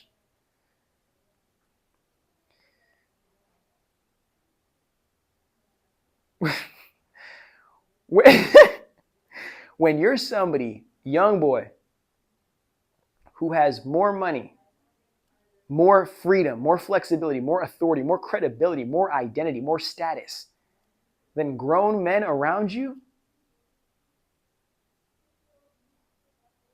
they don't feel it's in their power or in their authority to speak down to you anymore. At that point, now they start looking at you, sucking on your tit from beneath you.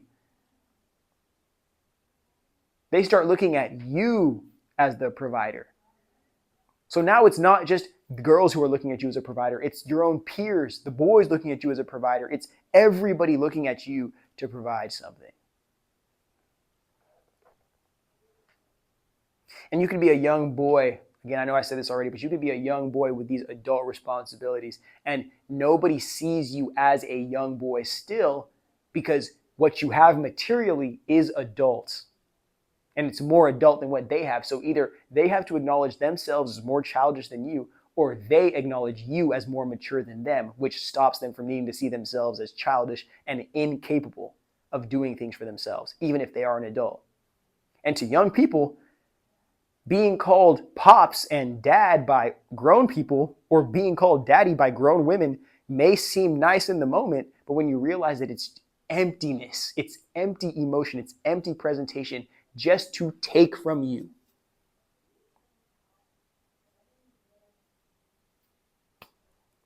That's when it starts to get sad, really, really, really sad. And that's when a lot of these stars, they get deep into drugs, because when they stop taking them, they still have to exist in the place of, does anybody give a fuck about me? Like, I'm taking these drugs, I'm on the edge of life, and these people aren't saying anything. They're just laughing with me, doing them with me. Do they even care about me?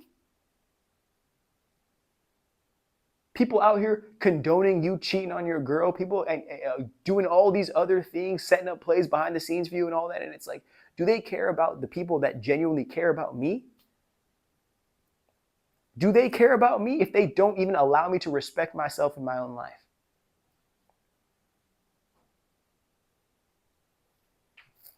But it's too difficult to see, especially in this world.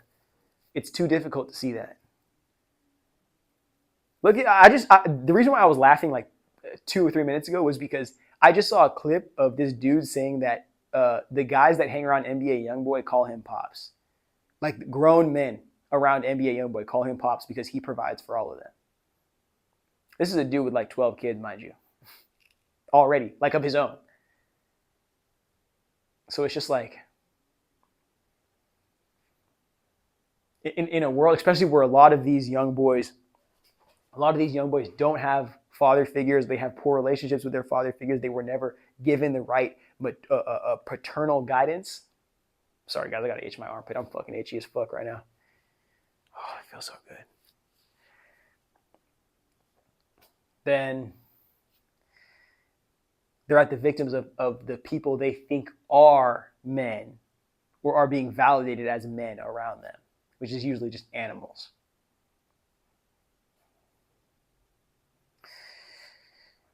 Okay, we're going to get into some deep shit here.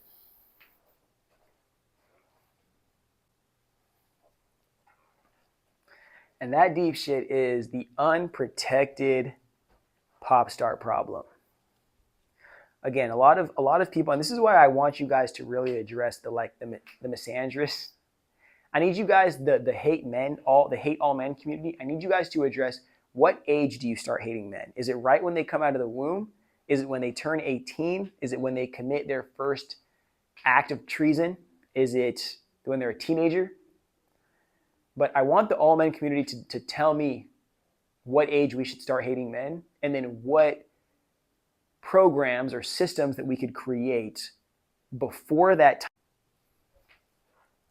And then I'd like you guys to let me know that time when, like, that age when we all, like, right before we all are just collectively agree to start hating men.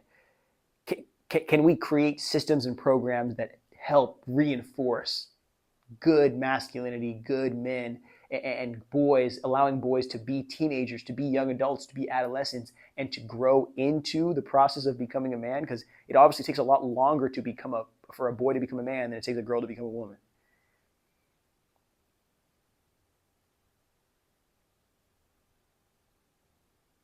So much of the aspect of men maturing is a psychological, mental thing. And patriarchy in itself is a psychological crutch to allow you to grow abnormally and then to accept yourself in that abnormality, rather than realizing even this is a system of beliefs that you have to transcend to become the fullness of your potential as the man that you are.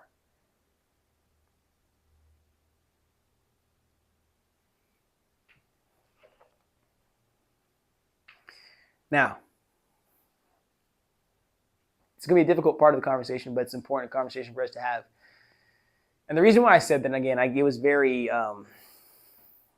sarcastic when I said what age we should start hating men. And I don't mean to be sarcastic at all.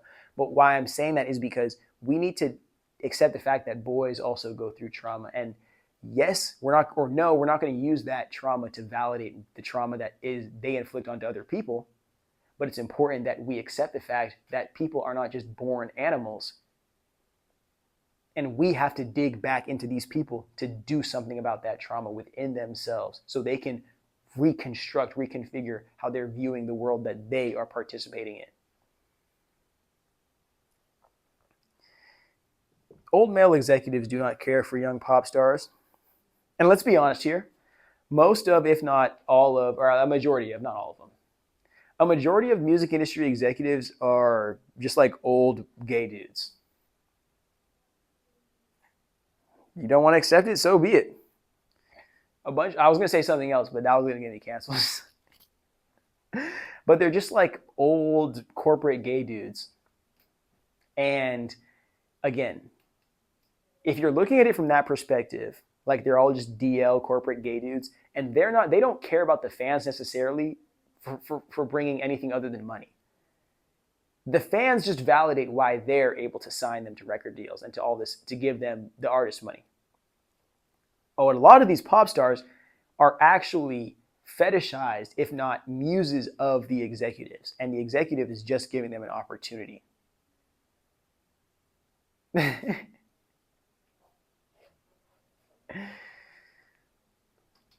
So now that leads me to say, more times than not, old men or older men executives in the industry, especially the talentless ones, they don't give a fuck about young boys, the young boy turning into a man. They care about two things. Are you going to bring young women around my establishment, around my environment, my vicinity, and can I have access to them? Or can I fuck you? And it's not can I, it's you want to be a star? I'm going to you. Say hello to Sean Diddy Combs, everybody. We don't have to explain that any further. And I hope you guys understand this is not nearly the only one. This is damn near, there are people who are so low on the totem pole of music industry authority that you would be disgusted that they even put people in positions to victimize them like this. And even these low-level managers, executives, even they feel entitled to violating people like this. If they're not going to it's going to be your fans, it's going to be your pocketbooks, it's going to be your mind. But these people are sick. A lot of music industry executives, the best people you can get are the people who just don't care about anything but the money. Which is sad. Because the other people actually care about serving themselves in ways that are absolutely atrocious and should be illegal. But old executives aren't there. And patriarchy in itself, it really has, the gift of patriarchy is old men playing young men to get them to fight in their wars. And then old men get profitable off of the wars because they were invested in all the companies that do the war shit. So young men die, and then all these women are here. So what are we going to do with all these women, old men? Oh.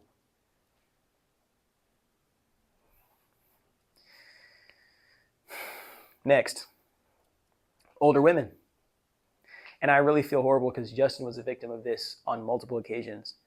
But a lot of people don't want to accept the fact, and it's not just a women not wanting to accept the fact. Most women do accept that this is a real reality, but men don't accept this. That young boys and other men can be violated by women. Like we, as dudes, look at any type of intimacy as a badge of honor. I'm not saying that I do that, but I'm saying that me as a male, I'm a part of the male community, so I have to say what it is. Underneath the current social systems we live under, any type of intimacy is a badge of honor. Whether it can even be you violating somebody, it can be somebody violating you, or it can be unexpected opportunities. That's a problem. We have to be a lot more disciplined than that. We have to be a lot more respectful of our surroundings and of ourselves to not leave ourselves under the mercy of our animalistic desires, if that's desires that we carry. We have to be more disciplined than our desires. Because then you're not a victim of the consequences that come for you not being able to respect other people or yourself, which is, again, most important. But until we as dudes can recognize that not only is this pedophilia thing something that happens on the male side, but is also something that has the potential to happen on the women's side. But if we don't take it seriously when it is happening to young boys in our community, And another issue of this is that those types of circumstances make young boys very hypersexual, completely distorting perception and ability to engage and to respect and to understand other people as human beings, especially when developed young. So for these people, these predators, to get away with this simply because that they're ladies and it doesn't seem like, well, I'm not penetrating you, so I mean, it's not like I'm violating you. This is a violation, and we need to take this seriously.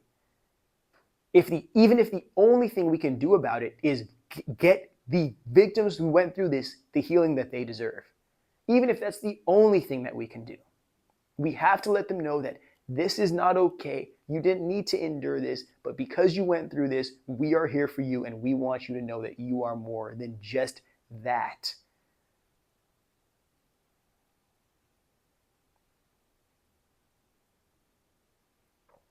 And one of the worst parts about it, beyond just the straight up assault that it is that it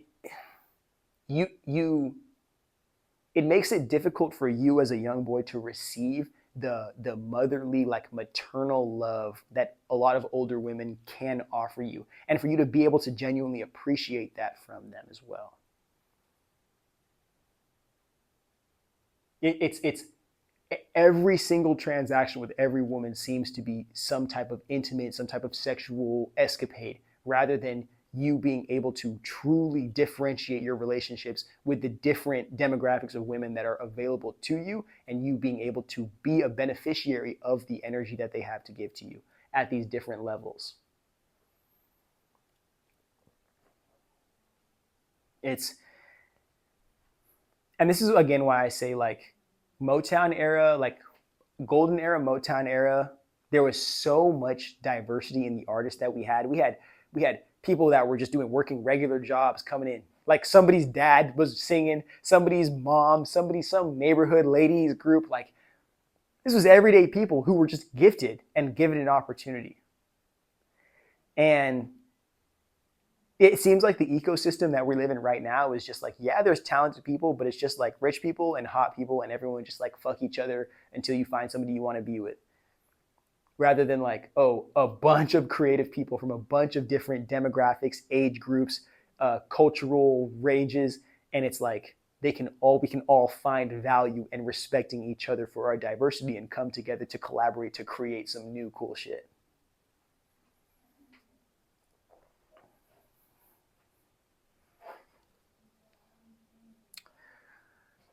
And mind you, I'm a fan of older women. Like, my mind is very like, my mind is very broad. I got a very broad mind. So, um,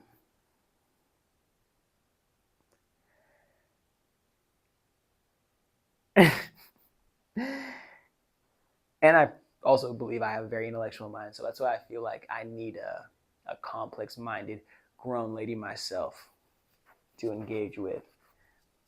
But to the level at which these pop stars have to endure, you have to have older ladies in your space that are like, we're going to protect you. Like, we're going to protect you and stand up for you. Like some aunties almost. Like, no. Like that grown 40-year-old woman with like 3 kids, like, she is like, you are not going to sleep with her. Like, she has nothing to offer you, bro. And she's like, what? Like, she sleeps with you so she can give you motherly love? Like, what kind of weird relationship is that? So we're going to figure that out. But again, fundamentally, it starts with us as dudes creating an environment to where it's not okay for older women to violate children. And honestly, what's even better, because more times than not, what you guys try to cop it out at is, oh, I was just learning how to blah, blah, blah. Like, no. You need like a teacher, like a professional who's a teacher and probably like in the wellness space to help teach you that stuff. An instructor, a coach, a guide, but you don't need an older person to violate you to teach you how to do something. The amount of consequences that come from that are significantly worse than, and are going to require a significant amount of therapy and undoing. So much so that you wish you never learned in that way. Next, fake homies, fair weather friends, and fake homies. They're going to make you feel like a god as long as you are the god. And then the second your life stops benefiting them, the second you stop being the famous person who brings all the hoes around, the second you stop being the guy that's always going out and paying for food and paying for clothes, the second you stop being the guy that invites all these, that's inviting these people to the club, to the parties, to the vacations and trips, instead of being that guy, when you just say, you know what, I want to do my own shit, bro, and I hope you respect me for doing that. And I hope you have, after all this time we spent together, I hope you've developed a way, or you found a way to kind of like get on your own 2 feet so you can be a man yourself. The second you stop being the guy that feeds them, daddy boy, the second you stop being that, it's over. And even worse than that, it's not going to be like you guys aren't friends anymore. It's going to be like you guys were never friends in the first place. And you're going to sit here and be like, what the fuck? I thought we was dogs. I thought you was twin. I thought we would. Fake. Not real. Non-existent. Even better, I'm going to go talk shit on you to some new homies that I just made. And I made those new homies talking shit on you. So you got to understand, it's like, even worse than that, the new friends are fake, but the old ones get jealous because you have to spend time, if you don't have to, but you have to spend time networking with new people so you can build this career. And your old friends at home, more times than not, feel abandoned. So they start having animosity for you if they can't appreciate the journey that you're on. So they want to leave you. And then your new friends that you have to engage with because it's your career now they are shady, or they're really shysty and they don't really fuck with you and you hate that. So you want to go back and meet your old friends, but you're not the same person that was a friend to your old friends, and you're not even there enough to be vibing with them the same way. So you have to just hope that anybody wants to be your friend. And that's when it's easy to get lost in the sex and the drugs. Especially as a dude who doesn't know how to understand or comprehend his own emotions. If a girl's going to give you sex just because she likes you, not because you actually are being a stand-up guy or because you're actually doing anything valuable, almost any guy you know is going to take that.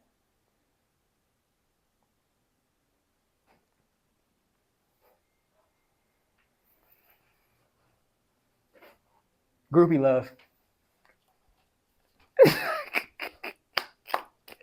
This is the worst one. This is the worst one. And not that groupies can't love you, but it's the fact that these is birds benefiting off of you, in the sense, and not even birds. Like, these are just like, if you aren't willing to just like to genuinely like provide for this person, like a lifestyle type provide for this person, real. This person is distracting you from tapping into your potential.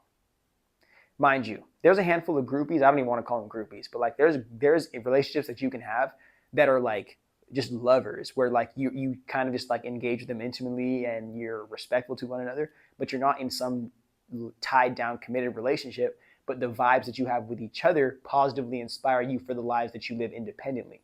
So that's why you keep the thing alive. That's different. When I'm talking about groupie love, I'm talking about the person that is just so infatuated by you that they're almost over willing to look who you are for the sake of either being with you, but probably most likely benefiting from you. And the second, just like a fair weather friend, the second they stop benefiting from you, or they stop feeling like other people are jealous of them for the lifestyle that they're getting from benefiting from you, then they're going to start bringing that bullshit that they were hiding to light. Then they're going to start bringing all that darkness to the table. And instead of abandoning you to continue to maintain where you're at, where you're rising, they're going to drag you down to the hell that they are experiencing, but they don't want to experience that alone. And even worse than that, they're going to drag you down to the hell that they're experiencing, and then they're going to abandon you down there with some other person to talk shit on you. And if that's not going to make you go insane, I don't know what the fuck will. You must just be Superman.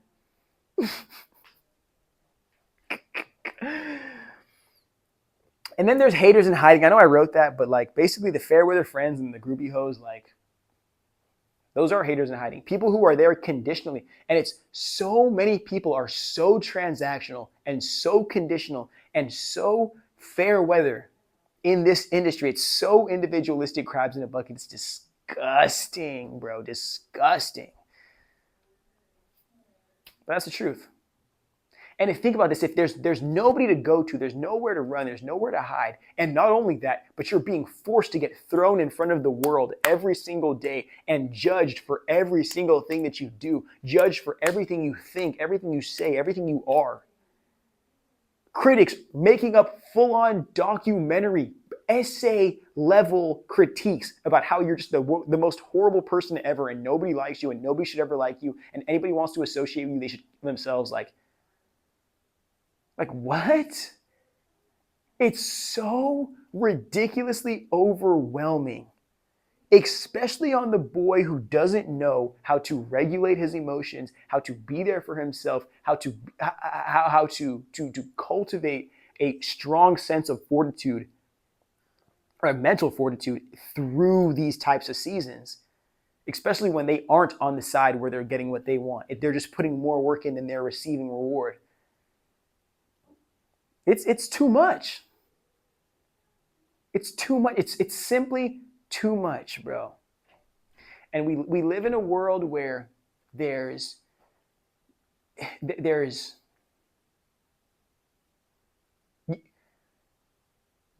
things that they used to give us to cope with the horrors, the struggles of being a musician, a pop star, like it don't hit the same anymore.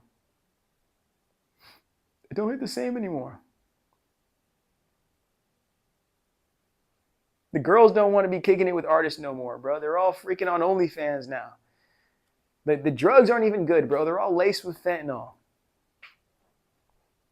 There's no live shows because Ticketmaster and Rock Nation destroyed independent live experiences, basically.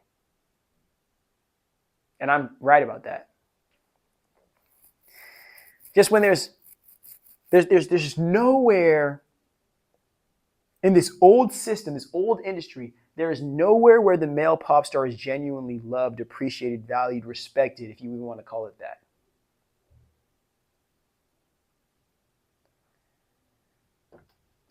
So you gotta break away. The new male pop star is gonna figure this out, bro, and be like, you know what? It's time to break away. It's time to break away. Where am I gonna break away to? Who am I gonna break away to? And it's gonna be, again, first breaking away from the systems that you've been developing in your brain.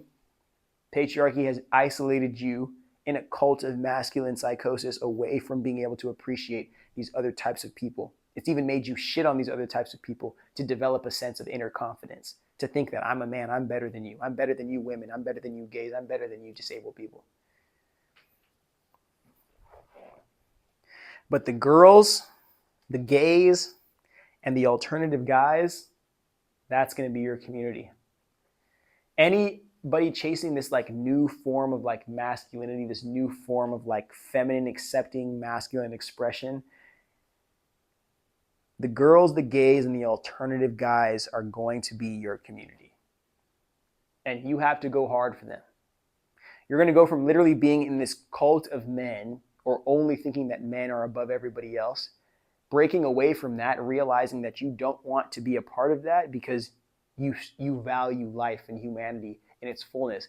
But you have to realize that you're not detoxed enough to engage with this other community of people that doesn't inherently respect men, doesn't inherently just bend down to the knee of men, but forces people to stand and rise up in their own humanity to be a part of this community. And if you're too insecure to stand and rise up amongst these other people who are standing tall, confident in who they are, it's only going to lead you back into this community of insecure, lame bitches who can't do anything but hate on everybody except themselves.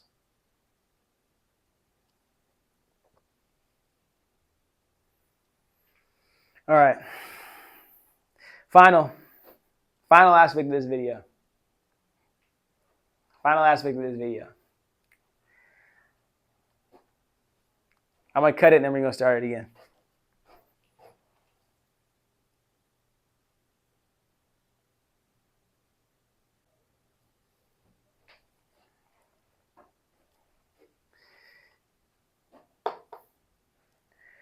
We had an opportunity to make music ridiculously diverse, free. Anybody who could have the talent could have participated and created a career and done something for their people. That's what music could have been in the 60s.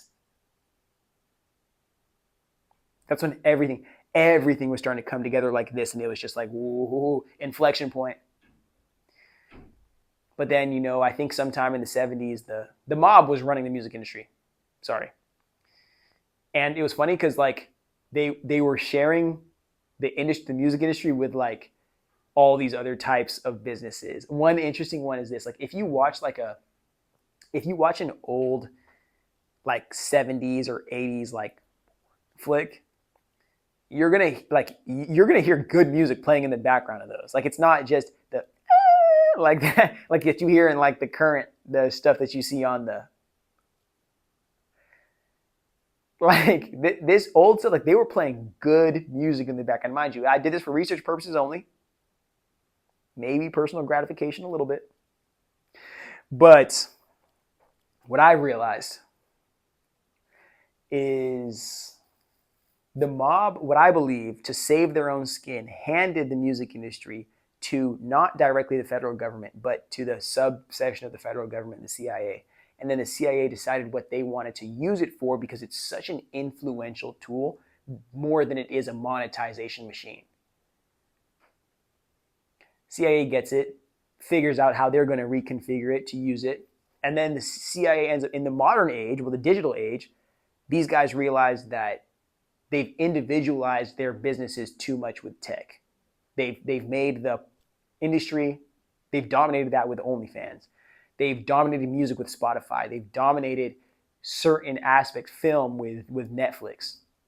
But they're so individualized and they're making money from these individual buckets. They don't know how to share the opportunity with each industry across the board so they can just keep on making infinite profits and doing the money laundering they want to do. And now the industry is going to die because so much of the money that was in it being handed to artists in the physical media age, it was actually just a means of cleaning money, like dirty money. And a handful of illegal money that was in there was flowing through. But now, since the internet has basically destroyed how much money, this is too much of a business conversation. But the internet has basically made it so difficult to hide crime behind business that now that there's no real music business to front any type of crime with, like there's no record selling anymore, there's just streaming. So you can't sell drugs with like a stream. Very weird how I'm going to get into this conversation, but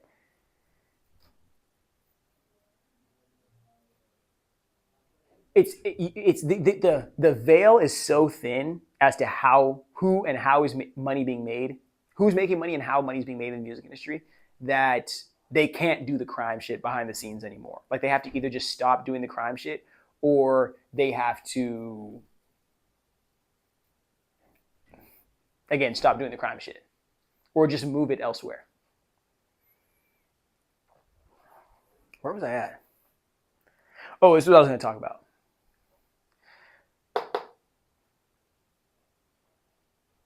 This is my theory as to why the music industry didn't have a $1 trillion absolute boom in the 60s and 70s. And we decided to make it only about serving young white males in America, in the Western world at least. And the second music became about only serving young white males, that was the beginning of the end of the entire industry. We'll start here. Yes, there was like rock music and like there was diverse music and like different demographics of people playing different subcultures or genres of music. But let's be honest here. The funk disco era, that was heavily dominated by the queer community and women, specifically black women. That was one of the most cultural unifying eras of music and of society ever. One of the most culturally unifying. Like the people, every documentary you watch about disco era, the amount of drugs people were taking and sex people were having, people are damn near ashamed of how free they were. But the aspect is not, or the issue is not that they were too free, not that they were having too much sex or taking too much drugs, they were having too much fun. The issue is that the people who were making the music that was touching so many people's hearts and souls and getting so many people out of their homes on the weekends from their corporate jobs to go dance, to go meet people, to go have some fun. It was the people that society tells you to hate, society tells you are the animals, are the villains that need to be controlled and abused. It was black people, it was women, and it was queer people. These are the people.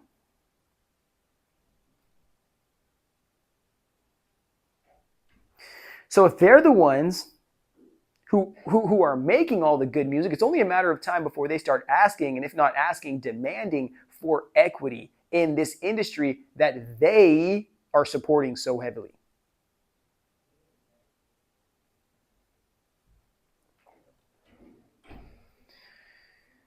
I don't know if you guys are too familiar with the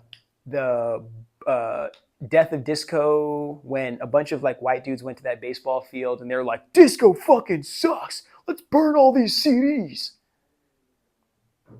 Yeah. And then they just called that like, oh yeah, nobody like, and then they just randomly said like nobody liked disco after that.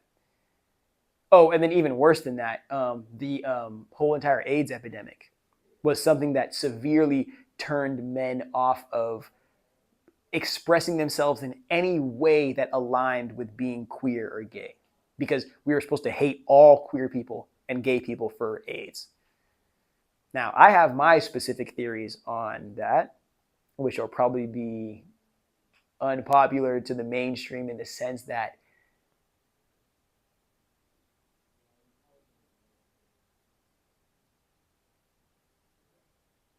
okay, let me just say this. I think that the gays are being scapegoated for AIDS. And I think that if AIDS wasn't like HIV, if it was not created in a lab with the intention of being spread and pitted onto a specific community of people, it was harvested somewhere or taken from something, from some separate activity, found that it could do this to human beings, and then it was spread intentionally. Because it's not only gay people who get it. Straight people get this too, right? So it's a human issue. It's not a gay issue. It's a human issue that is infecting specific communities. And when situations like that, when human issues heavily affecting certain demographics, and then we use that statistical information to justify our hatred or of our lack of care for said community, that's when you know things are manufactured. Personally, that's when things are manufactured to me. But this whole entire fall of disco, it was either give the music industry to black people, straight up, give it to black people and give it to these people who produce the music, or let's overly push the music that these young, complaining, bitching white boys want to play. And then we're going to randomly have this resurgence of a rock era. Mind you, it's not that rock music wasn't popular or around, but rock music did take a much longer minute to kick into than the funk era. A lot of people were into funk.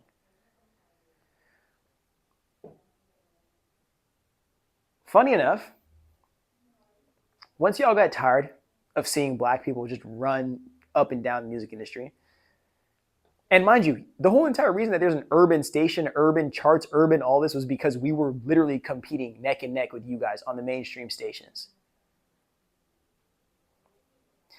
Then we have a whole rock era to where, oh yeah, everyone got tired of disco and we just want to go jump up and down and scream obscenities at rock concerts now. That's the next era. Oh my goodness. Every single rock star is overdosing. That's not cool. We're going to go to the rap era. Oh shit. Every single rapper is going to jail or killing themselves or killing a nigga. That's not cool. And then we're going to jump into our dance pop house music era. Because now every single tech and finance bro has just gone into house music, and now that's like the only thing they want to do. Alcohol-free seltzers, house music, and white girls that look like they're from 2002. Nothing against white girls that look like they're from 2002. But what I'm trying to say with that specifically is this is the progression of an industry that is run by white gay men.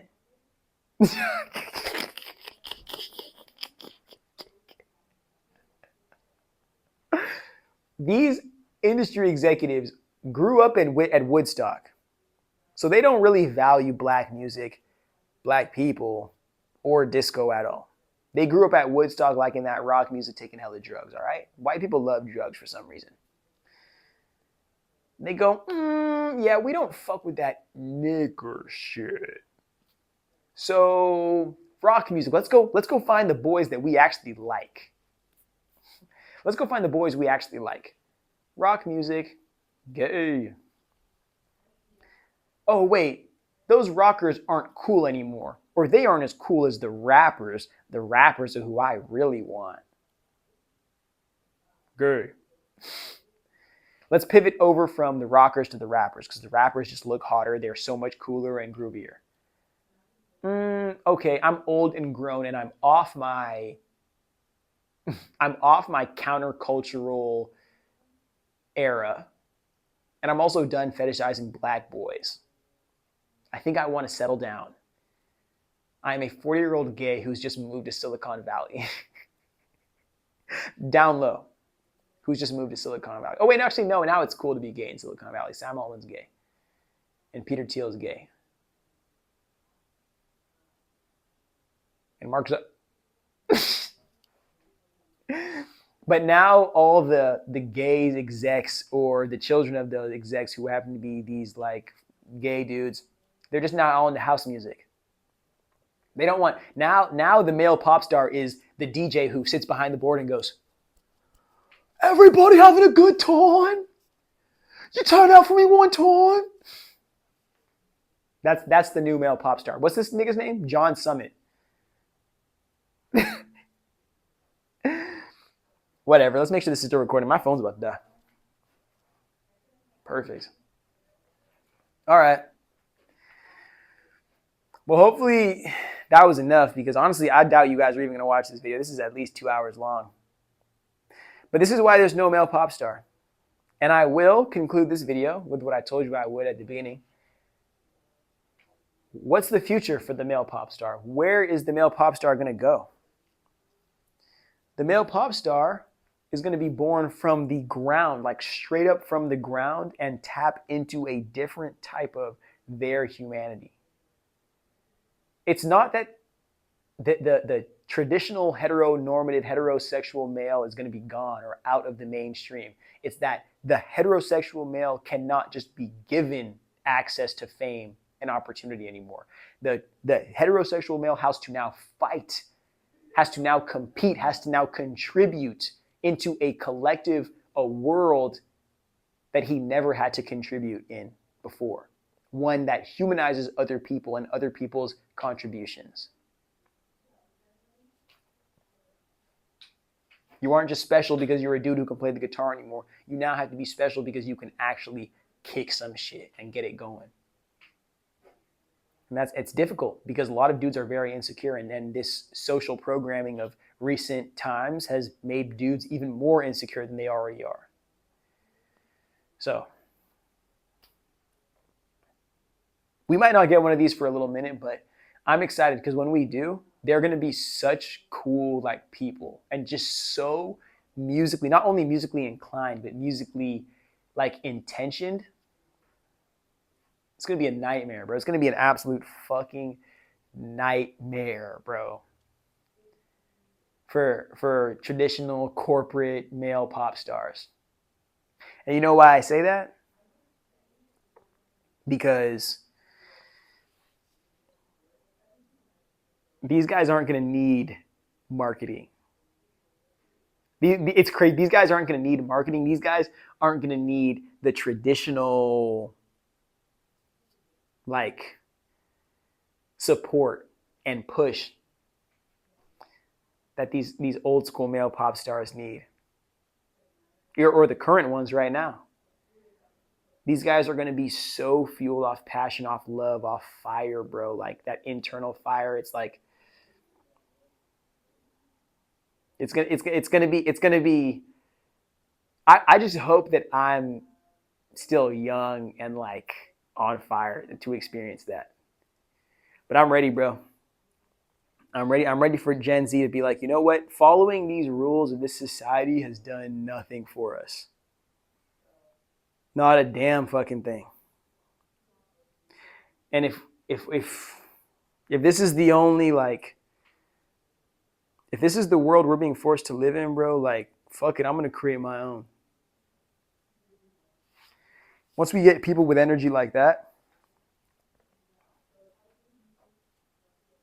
music's gonna be in the best position it's ever been in its entire fucking life. But it's too hustly, it's too money hungry, it's too cultureless, it's too privileged private school kid right now to add any value. And it's too censored, if I'm being honest with you, because you're not like, how are musicians not allowed to speak about the most important things going on in the world right now because a certain demographic of people, it feels like it's like, fuck y'all, bro. I'm sorry, bro. Fuck y'all. Like these artists, the future of artists completely, they're not even going to be allowed on streaming services because they're going to be saying the truth. It's the new radio, bro. All those old school artists, like they was not letting NWA and all them on the radio and shit and on TV. They were only allowed after it was cool to be countercultural. After white kids started buying into that shit. They did not give a fuck about that when it actually meant something. The fuck? They was arresting these niggas. So, I am tired of talking. And I think I've explained myself enough today. There we go. If you think you're a male pop star, check us out on Rebel Soul Records. And if you aren't,